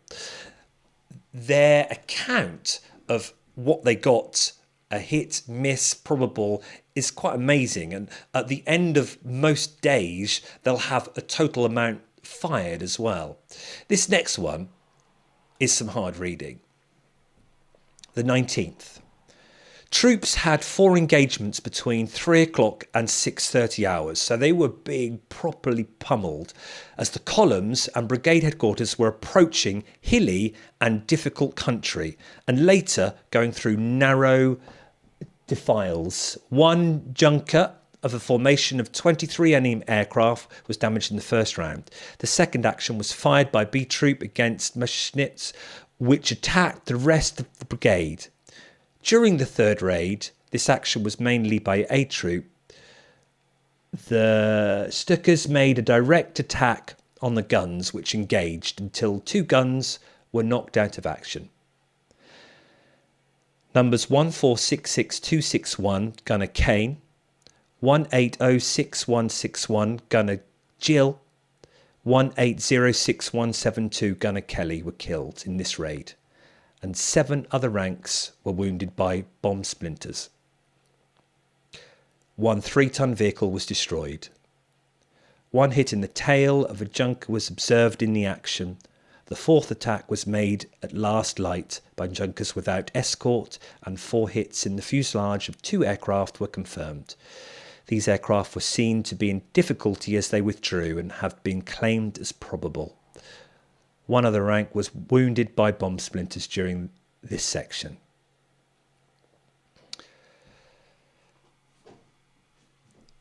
Well, it says it all, doesn't it? And this is the thing where my granddad says it's a lot to thank God for. Some came home and some didn't. Those 3 there, what their service was and what they did cannot be faulted. And it's nice to be able to actually mention them. Who knows? Someone may see this in a later date and go, that is my family member there. And we've just paid tribute to them. And it just goes through my mind, if that was my granddad's troop, even his gun, your 7 lads on that gun, it makes you think how hard it must have been for them. This is now coming up to 1940. So we've done 1942 November. We're now January 1943. February 1943 as we work our way up to Tunis. We didn't take Tunis till May.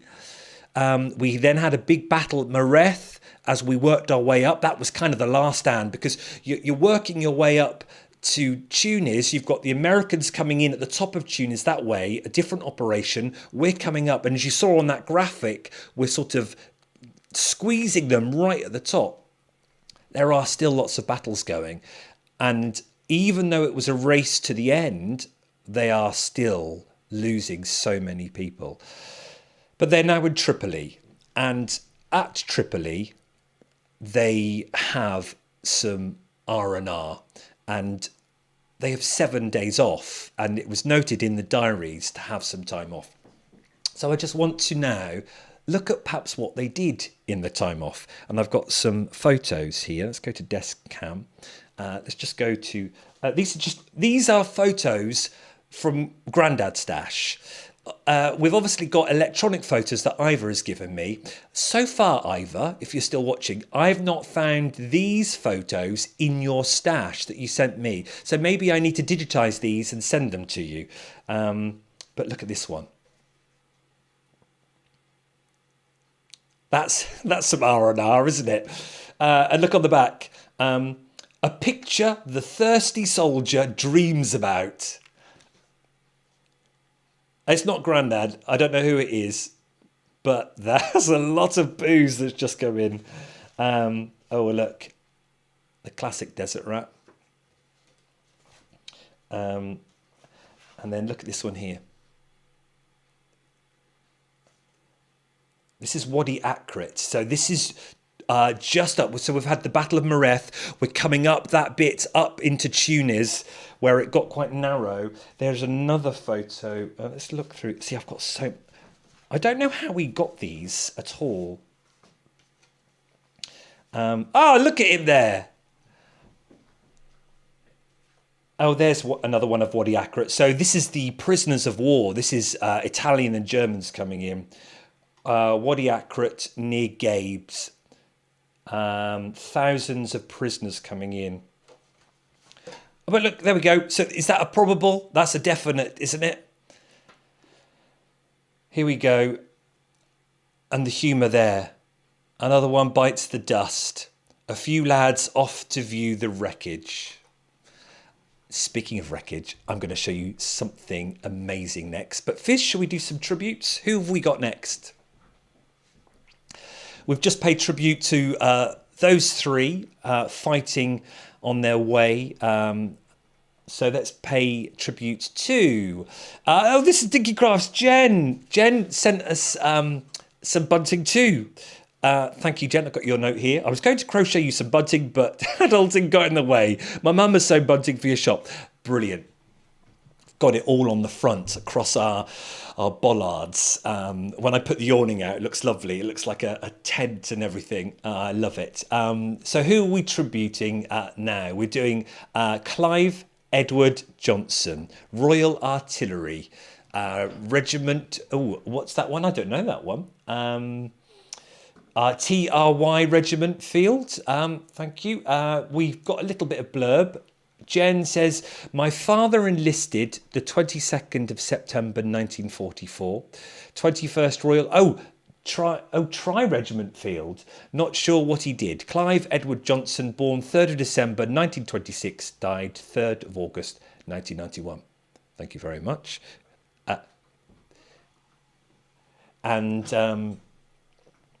We are going to show you this. Oh, we've got another one. Thank you. We have got another one from Dinky Crafts, Jennifer. Emily Johnson, my grandma, a WRVS. Big tribute. Thank you, Jennifer. Lovely. Lovely to be able to talk about all these people. She says, my grandma, Emily Johnson, was a... do you say... is that what the Queen was? Because I was watching that yesterday. It was lovely. Them, the fly past and them out on the King and the family on the balcony, and they showed obviously what it was with Queen Elizabeth II out there in her army. Friend, I can't remember. I've just now. I don't know what it is. Someone can help me out in the chat. What was she? Helping take coffins off the train was one of her duties. Thank you very much, Dinky Crafts. Okay, so what did they do in their time off? Well, they made things. So let's get this. This is a classic one that a lot of the soldiers would do.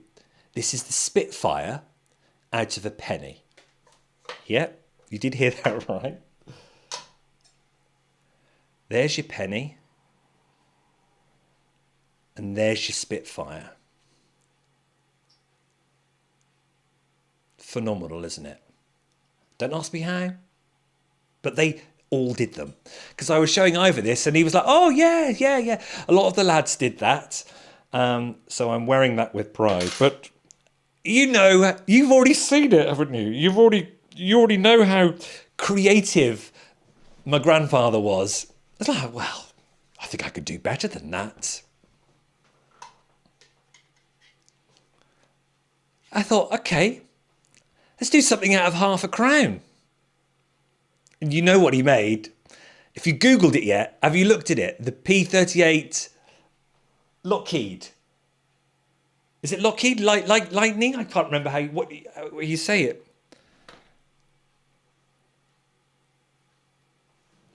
That's it. Lockheed P-838 Lightning. Look at it. Look at it.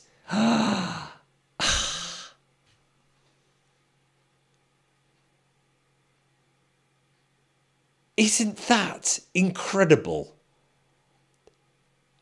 I have no idea. My brain can't even compute how he would have done that. A lot of hammering, a lot of welding, twisting. It is phenomenal.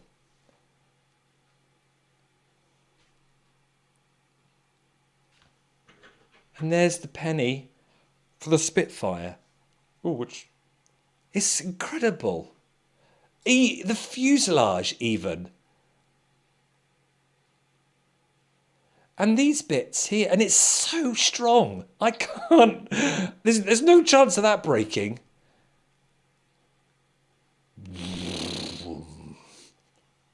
I love it.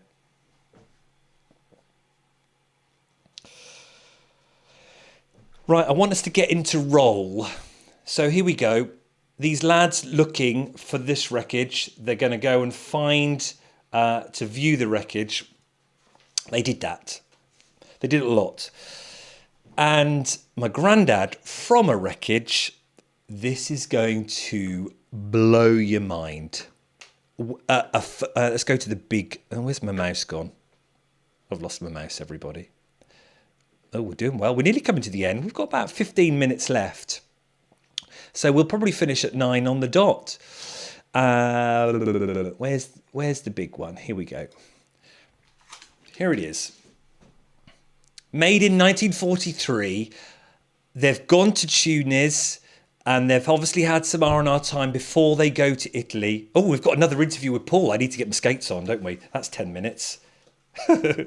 Look at that. So they're running after a wreckage. They've got wreckages probably everywhere.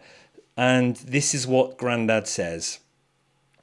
This memoir, made from remnants of a destroyed German aircraft, shows the 6 major battles in which the 15th Light Anti-Aircraft Regiment played a prominent role during the 8th Army's advance from El Alamein to Tunis.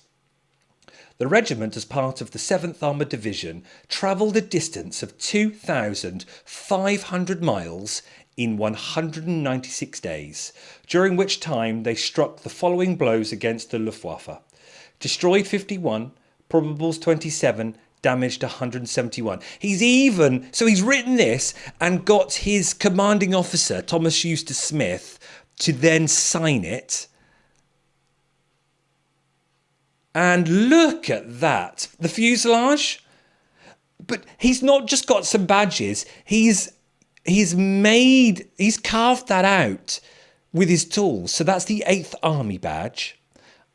And look at that. There's your Bofor. The gun that he was on. And then there's the Desert Rat. And look at that. 15th Light Anti-Aircraft Regiment. The detail on that, people. In the middle of the desert. This is not done at home. Look. Lance Bombardier. Anthony Elasia. 42nd Light Anti-Aircraft Battery. Tripoli, 1943. So they've won at Tunis. They've come back to Tripoli because they're about to go over to Italy. So we're end of 1943. And they're the 6 main battles. So he has gone all the way from there over to Libya and then up right into Tunisia. 7th of May. And they're the 6 main. But look at these.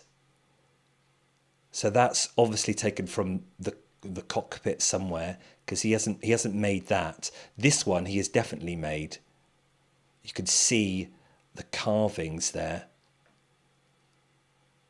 Oh, the detail. Look at the leaf detail, the feather detail. And we're capturing this so everyone can see, everyone can just go, oh my word, and never forget what this regiment did, what this division did, and what this army did for our freedom. And I mean, look, there's the wood. And that string. You just... And I've opened this many times, but I still smile to myself. Strict instructions. This fold inside, please. Well, we've obviously repaired it over the years, but a phenomenal, phenomenal resource. Okay, let's go over to Paul. Are we good? Do you want to do a tribute, or should we go to Paul, Fizz?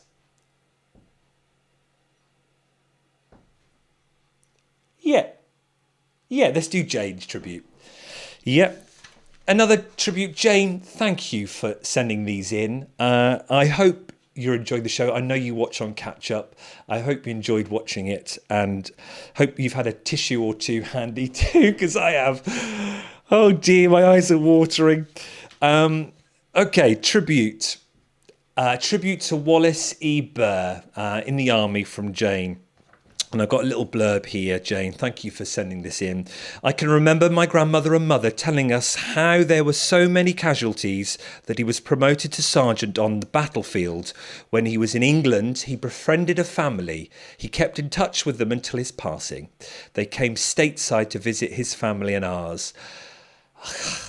I was very young and I can remember being so excited to meet people from such a faraway country. Thank you, Jane.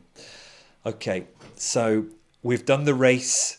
We have got Tunis. They've gone back. The Desert Rats have gone back to Tripoli. They're ready to go over into Italy. There's a whole campaign there. Then they get sent home, ready for the second front. They're then going to do D-Day. They're going to go into France. They're going to work up to the Netherlands and across. This division has travelled so far. Let's hear a bit more from Paul. Another 10-minute interview from Paul. And then we come to finish the show, which will take us to just after 9 o'clock. Hope you can stay with me just for a little bit more for then. Here we go, Paul. Thanks. Anti-aircraft guns for the Allies in Normandy are part of an insurance policy. Oh, okay. They're not necessarily being used all the time, but the last thing you need or want to happen is the enemy come back and destroy your stuff. So, for example, there's a big chance he was stationed somewhere around the artificial harbour in Aramonge. And the Mulberries had dozens of Bofors and 20mm, all this kind of stuff there. Now, the Germans, I think, only attacked the artificial harbour once, and it was a bit half-hearted and what have you, but you cannot afford to run the risk of losing an artery that is bringing in X number of 1,000 tons of supplies a day because a couple of aircraft come in and hit it and knock out a pier, knock out other platforms. So there's that. But there is this myth that the German Air Force didn't do anything in Normandy, and it didn't do very much in the day, but it did a lot at night. The German night fighter bombers were quite an asset for them in Normandy. It's that Pyrrhic victory type thing, in that the Germans aren't actually really causing. It's like a mosquito on the back of a cow in a field kind of thing. It's not going to drain the cow's entire blood. But I'm in it with my animal analogies today. I don't know where they're coming from, but it's because I suppose it's my ignorance of D-Day, really. And from everything I've seen at school and learned, I just associate D-Day with Saving Private Ryan, with these people coming out of the boats and running on the beach. But I'm presuming when he says D-Day, they would have done it a different way with their Bofor guns. How is that transported? Was that 2 or 3 days after? I can't picture that. Well, it's interesting because he may be referring to D-Day literally as June the 6th, but he may be referring to it more generally as his D-Day, which could have been 2 or 3 days later, because I don't know in the case of his particular regiment when they came ashore. But what I can tell you is that the Allies had very, very bold ambitions to get a long way inland. So the 24th Lancers coming ashore at Gold Beach, for example, their hopeful D-Day objective was the town of Villa-Bocage, which is about 15 miles inland. And there was the epic battle there on June the 13th, and Michael Wittmann and Tigers, all that kind of stuff there. But that was their hoped-for D-Day objective. So units are hoping to get 10, 15, Bayeux, where I live, which was liberated on June the 7th. It was a June the 6th asset. So an anti-aircraft unit or anti-tank gun units as well, as the beaches, as amphibious troops assault occurs on the beaches, yes, the infantry and tanks are taking the ground. They're taking the roads. They're expanding the beachhead. But then you have to protect it. And then there's like a leapfrogging going on. So the first units of tanks and infantry would get through to point A, then they would fall back and lag to be replenished, allowing the forces from force B to push forward and overtake the first lot. But at the same time, you have units like anti-aircraft and anti-tank guns holding that ground that's been taken. And this is in many ways it goes back to what I was saying about the use of artillery, in that anti-aircraft guns, of course, primarily point upwards, but you don't just have them point. They don't have to just point upwards. They can be used in any kind of role. You see that later on in the war with the Americans using anti-aircraft machine guns on half tracks to support river crossings. So instead of having the machine gun, there isn't much of a German Air Force anymore, but you've got these things. You've got these assets, highly mobile. Use them. Use them for stuff. Use them to create barrages. Use them to just fire directly across in support of that. So I would always say to people like yourself, don't get burdened up by the fact that a gunner is in an anti-aircraft or an anti-tank role. Guns do more than one thing. And this is the Allies learning. This is the Allies learning. It comes back to what I was saying about big war. Yeah. If you just leave your anti-aircraft guns behind the lines, well, there are no enemy aircraft there. We'll leave them there. You're not using an asset. You're not using well-trained men. So bring all you've got to bear on the enemy, so they are being relentlessly hit by everything you've got. Well, following my granddad's journey, he goes he says here, I rejoined my unit in Holland. And from there on, it was all beer and skittles. So call it coincidence or the will of God. And ended up then in Germany, because I found the diaries for that moment. And when VE Day came, he was doing stuff in Germany. So I'm incredibly lucky that he survived all of that, because as we know, so many people did not come back. But what do you think about that, ending up in Holland and then ending up in Germany for VE Day? Well, my first reaction is he's playing it down. Oh, he's doing far more than he's saying he's doing. Oh, I mean, I'm reading between the lines there of him saying, "Oh, it's all beer and skittles." The fighting towards Germany, into Germany, was still incredibly fraught. The difference is the Allies don't have to gamble anymore. They don't have to do risky things. They've not really been doing risky things. In fact, since El Alamein is kind of the last bold, it might not have worked, although it was kind of going to work. So I would fully go out on a limb and say he's trying to just keep them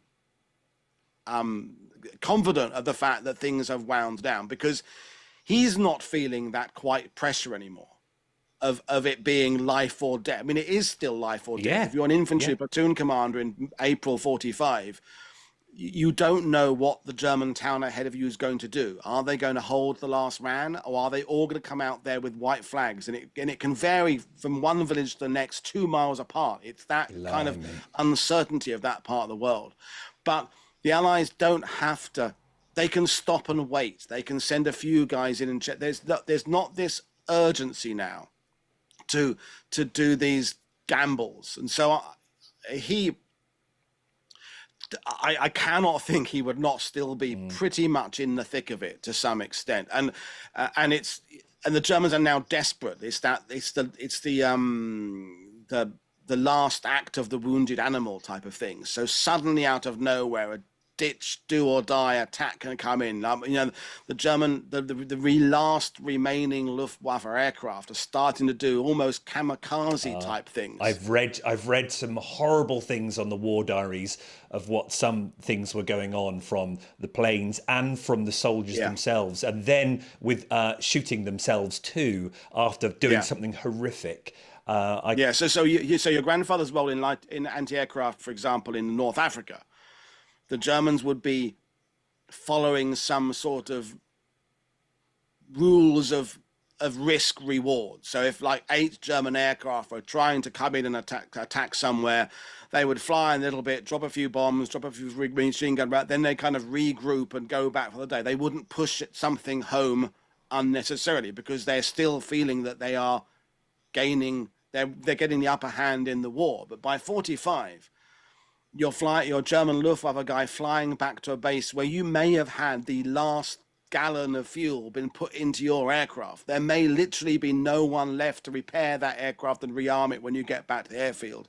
You've been at it for years. The Allies, the Russians are pushing at you from the east. The Allies, the Americans, the Brits, Canadians are pushing down you. You're kind of thinking, I'm screwed. I might as well go out now in some blaze of glory. So this is when, like an anti-aircraft gunner might just see at the beginning this sort of dot of an aircraft miles away in the air. It's just a single aircraft. What's that going to do? And then there's that realization that he's coming for you, and he doesn't care if he dies trying to knock you out. So I would suggest he's still having some real near misses and scrapes, even though it's spear and skittles. That's him downplaying it.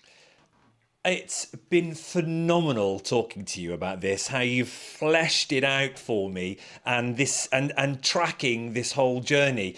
Just for our viewers, where can they find more about you? Well, in lots of places, but my YouTube channel is WWII TV, World War II TV, and I've got 1,700 ridiculous number of live streams I've done over the last 5 years, interviewing historians about, all aspects of World War II. Yeah, and El Alamein was a series we covered for the 80th anniversary, so two years ago. I'm talking to you about the broad themes of what the Allies have learned of make sure you go into a battle that you can't lose. Make sure you use all your assets, dominate, smother, keep that pressure on. They are the broad concepts that are, I think, the important takeaways from El Alamein, not necessarily this particular action here that was very important. And of course, incredible, untold bravery by British and Commonwealth troops across El Alamein. But you get caught up in one of those little particular tank maneuvers. It's not necessarily giving you this broader idea of how good at war the Allies are becoming. The thing is, they're learning. They're like AI. The Allied army is like an AI monster. The more it does stuff, the more it learns. Yeah. And the Germans, and it sounds like cliche, just don't learn as the war goes on. What worked from the beginning, they assume will work for them in the middle, and they will assume it will work for them at the end. And they just don't really come to grips with an ever-changing battlefield with new technology and new things like that. And the Allies, we do a lot of 2 steps forward, 1 step back stuff. It's not a neat, always rising curve, but the curve is definitely there. And North Africa has taught the Allies how to do war. And after El Alamein, the Allies can do war, and they can do it much better. As Churchill said, there were no more defeats. There were little moments where the Germans have these little Pyrrhic kind of against the run of play things, but the Allies are on this relentless big war, is just pushing towards Germany now. And it started in a little train station in the middle of nowhere in the North African desert. I've got goosebumps from that little end statement. Thank you so much for your time. We'll leave it there, and I'll finish the journey to VE Day with the rest of the live chat. I'm sure the comments that will be coming in will be amazing. Paul, thank you very much for your time, and go check out Paul and his live streams if you're really into that, which I know many of you will be. Thank you for your time, Paul. Cheers. See you. Thank you. Bye.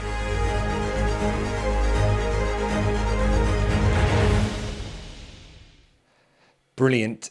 Absolutely brilliant. And if you're watching this before Thursday, because we've got the whole week of celebrations, VE Day celebrations, Paul is doing a live stream on Thursday, I think at 8 o'clock, I can't remember the time, in the evening, of Ask Him Anything on World War II.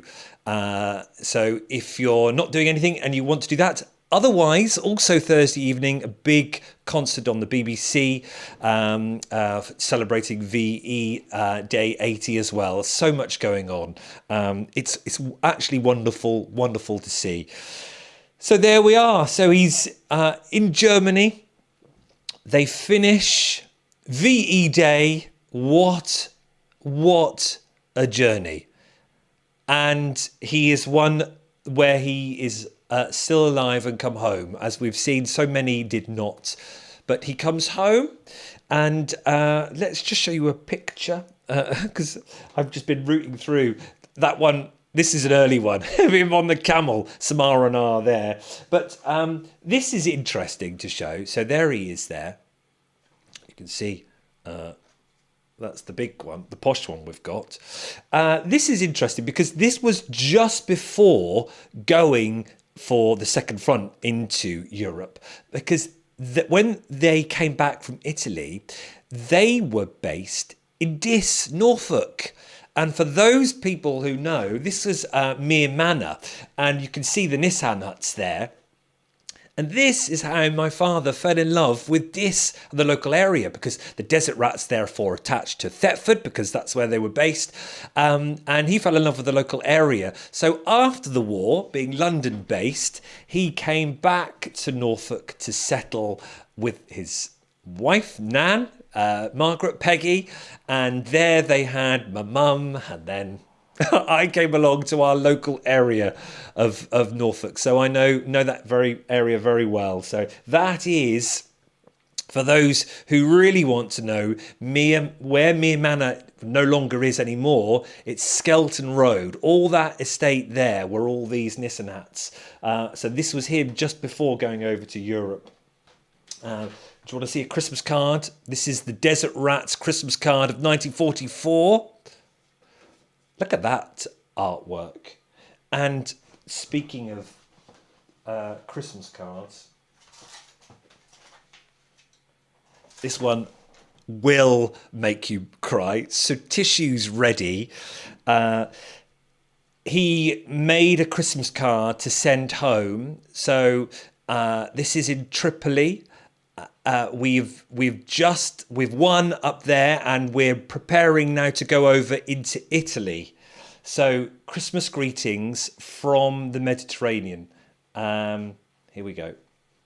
Another pressed flower. He liked pressing flowers. We've got so many of them, haven't we? This one. When was this one taken? That was the 1st of the 3rd, 43. So that was. So this is Christmas. So that's a year. At the end of the year, have a listen to this. Sometimes it is hard to smile and keep the chin up all the while, when spirits droop, when footsteps drag, and first enthusiasms flag. That is just the time when we should struggle on courageously, remembering not griefs and tears, but blessings of those bygone years. May those blessed days of yore speedily return once more, to see us happily side by side, enjoying yearly Christmastide. Every good wish for Christmas and peace in the new year. All my love, Tony. Send that home. Yeah. Right, shall we do some tributes, Fizz? Who have we got? Tribute from Jenny, and I saw you in the chat earlier, Jenny. Lovely, thank you for these. Tribute to Alfred Percival, your granddad. Absolutely. Was a fireman in central London throughout World War II. I can imagine harrowing. Absolutely. And then the next one. Oh no, that's the next one. Oh, sorry, I got the ones muddled up. Ernest James Gunnett. Another one from Jenny. He was the one that was a fireman in central. I can't read the document that Fizz has got. He was a fireman in central London throughout. It's there in front of me as well. She even highlighted it. Central London. Thank you, Jenny, for that. We're coming up to the end. Talking about something that I just want to say. Can you remember back in 1940 when they were on the Viceroy of India? You will love this. If I can find it. Here it is. I didn't show you it because I had to cut it out because of time. But now I'm just going to do it anyway because it's one of the best kept artifacts. Because look at this. On the Viceroy of India, as they were coming down, this Saturday, December the 7th, 1940, this is a souvenir programme of a grand concert. Not just any concert. But it was by my granddad's battery. Look at this. By the 42nd Light Anti-Aircraft Battery and Y Troop of 42nd Battery Harmonica Band. There's a harmonica band in the Y Troop. And this is what I just think is magical. Let's go to the big screen for this. The running order is amazing. I want to see this show, okay? Look at this. So Act 1 is the scene is a sports deck. Well, just a bit of it. We've got artists in the orchestra. We've got Lenigan, Jacobson, Stuart Ansell, and LAC Morton and Gunnar Sizer. So there they are, they're in the orchestra. And we've got a few silly songs, because I've done some research. I don't think these exist, so I think they've made this up. A spot of nonsense, it's getting hot, songs you've requested, a trumpet cocktail, a song, a joke and a piano. Lenigan again, he's doing this one. And look at this one. A few of the lads of Z Troop in a melodrama entitled The Gunner's Dream. Or, a sergeant's love, I noticed the J there, a sergeant's love is greater than mother's, devised by Gunnar Sizer. Now, this just takes me back to my drama days. Lovely. Here we go. Act 2, so only 5 minutes for the interval. Act 2, Y Troop Harmonica Band. The scene, same ruddy bit of the sports deck. You just gotta love it. And then you've got the band. A farmer came home late one night. But should we go to Act 2? We've got Gunnar Eddington and his uke when he's cleaning windows. I'm just thinking of that evening. Well, no, when is it? It was 2 p.m. So the matinee performance, it must have been a great laugh, a riotous. I can just hear them all cheering and shouting. The Nightingale sang in Berkeley Square. But look, this is where it gets... Look who's performing. My Grandad. So he always liked to tread the boards. So there he is. Gunnar Elasia. He's Jack Warner. Now, for those who know Jack Warner, Dixon of Dock Green fame. That Jack Warner, yes.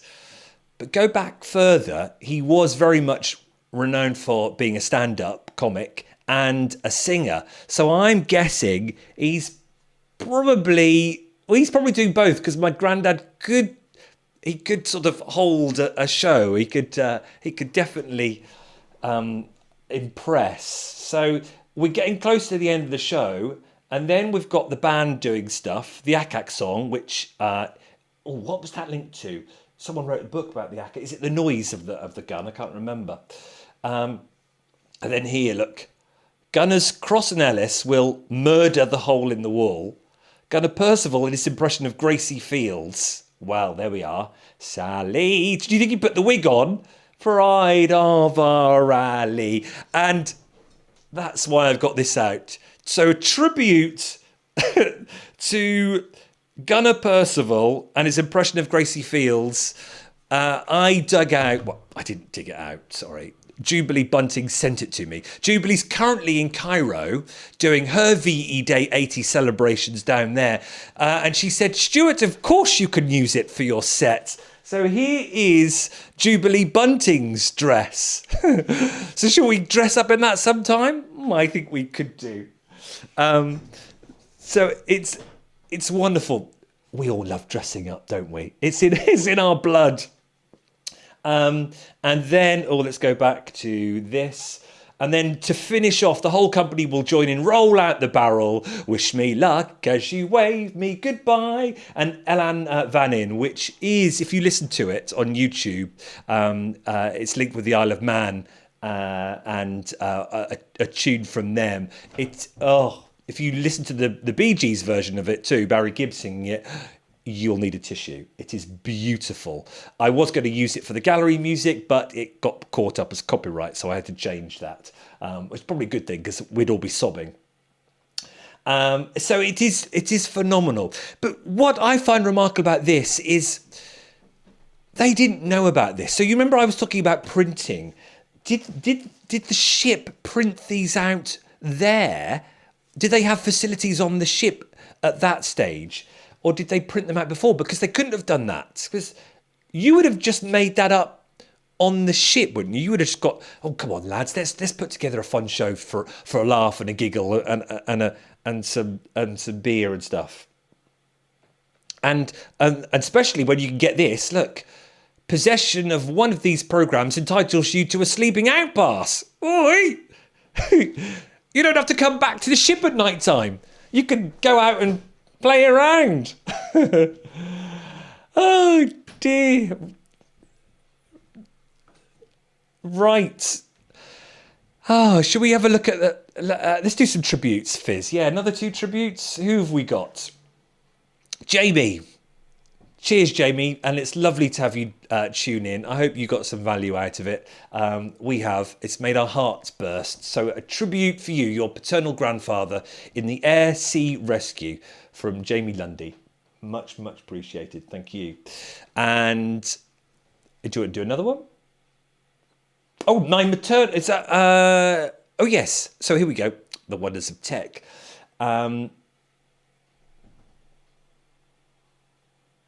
So we've the maternal grandfather, Anders Army. There we go. From Jamie Lundy. My maternal grandfather was from Eastern Poland. He got sent to Siberia in 1941, joined Anders Army and was transferred to the UK via Iran and then switched to the... Wow, Jamie. And the blurb about your paternal grandfather. My paternal grandfather served in the Air Sea Rescue from 1942 until D-Day and then switched to the ACSC and spent their remainder of the war in Hong Kong. Wow.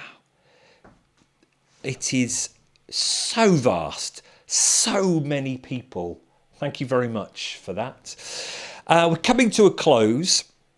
We've got one more tribute from Paul to read. I just want to show you, let's go to this, a little clip, our last clip from Ivor. Thank you, Ivor. A fun little clip about the 2 lieutenant colonels of the 15th Regiment, McClellan and then Eustace Smith. This just makes me smile. First CO, Lieutenant Colonel McClellan, he'd fought in the Boer War. He was effectively sacked from the army because at an inspection in the desert, the commanding general was looking at him and he was reading his medal ribbons effectively and said, "Aren't those Boer War medals?" And the colonel, very proudly, said, "Oh, yes, sir." You know, and within a fortnight, he was sent home because he was way older than he should have been. He was 62, I think, at the time. Wow. And the men absolutely loved him. I haven't heard or read many recollections about Eustace Smith at all, apart from one. I think he smoked a pipe, and it's quite a funny story. The latrines that they dug in the desert, there was a pit basically with a very crude seat and a screen round, and they used to throw petrol in to sort of sterilise the unpleasantness in this pit. And old Eustace Smith sat there smoking his pipe, lit his pipe, dropped his match into the pit. There's a large pop, and a very singed commanding officer staggered out of the latrine. Oh, brilliant. Absolutely brilliant. Thank you, Ivor. It was a pleasure talking to you. We chatted for ages and I loved it. I hope those little segments with Ivor worked, fleshing out the 15th and about the regiment and about the Bofors gun and what they did. Please do go and check the regiment out, the museum out. I definitely know it's on my list now to go and visit because I want to see it, because they've got loads of photos and everything in their museum too of the 15th. So I know it will be a wonderful trip to do. Just want to finish with 2 letters. We've got one from Eustace Smith here. It's on the screen, so you can pause it anytime. I'm not going to read it all out. Just the last bit, where it says, "We have had our trials and tribulations. We have had our casualties, and at times, unfortunately, heavy. But we have taken a heavy toll of enemy's air force and have provided an efficient cover to the troops we have been guarding. And so it's with fitting reward that the regiment, still operationally efficient after 2,400 miles, should be ordered forward to guard Tunis a few hours after the leading troops have entered the town. And no man who took part will ever forget the wonderful reception we received." So they were privileged to go into Tunis, because some troops and divisions they didn't even get a chance to go in. They won North Africa and they just got sent back to Tripoli or further, back to El Alamein straight away. Such a job as the regimented has been completed can only be done by the supreme efforts and cooperation of every officer and man in the regiment. And I can only say from the bottom of my heart, thank you and well done. So we all echo that. And we have here the letter, the text of the Prime Minister's speech on the occasion of his opening of the Winston Club Berlin. It's a wonderful read. If you can get it online, have a search for it. But it's this bit about the desert rats that just makes my heart go. And I think you will understand and the power of his words. It is not without emotion that I can express to you what I feel about the desert rats. Dear desert rats, may your glory ever shine, may your laurels never fade. May the memory of this glorious pilgrimage of war which you have made from Alamein via the Baltic to Berlin never die. It is a march unsurpassed through all the story of war, so far as my reading of history leads me to believe. May the fathers along tell the children about this tale. May you all feel that in following your great ancestors you have accomplished something which has done good to the whole world, which has raised the honour of your own country and which every man has a right to be proud of. There we are, everyone. It's been a pleasure to be with you for the last 2 hours and 20 minutes. Whether you've been watching live, whether you've dipped in live, whether you've been watching on catch up, whether you've been watching in 30, 40 years' time. I could be long gone. You could be watching in 100 years' time. Never forget and always celebrate VE Day and what they achieved for how many years peace have we had since. It's been a wonderful privilege to share all these artifacts. I'm taking these back into my shop. They're going to be in the shop window all week. So if you're local and you want to come and touch it, because that's what it's all about, feel the articles, see them by all means. Otherwise, we have captured it on video. Producer Fizz, it's been an epic for the last 2.5 hours, and actually a couple of weeks that we've been, well, a couple of months we've been planning it. I'm going to end with a wonderful story of images and with music. You can watch it. I've basically tried to get as many of Ivor's photos to music as possible. And you can see what I was saying to you earlier about these photos. The photographer has captured the lads having cups of tea in the sea, resting, sleeping. There is something so real about it. You can just connect with what they were doing in North Africa for 3 years, then over into Italy, then back to the UK, then over to the Second Front, and then up into the Netherlands and Germany for 5 years. I was privileged to have my granddad come back and then to be with him till 2009. I know many of you weren't able to. So here's to VE Day 80 and some huge celebrations. Thank you, everyone. Bye-bye.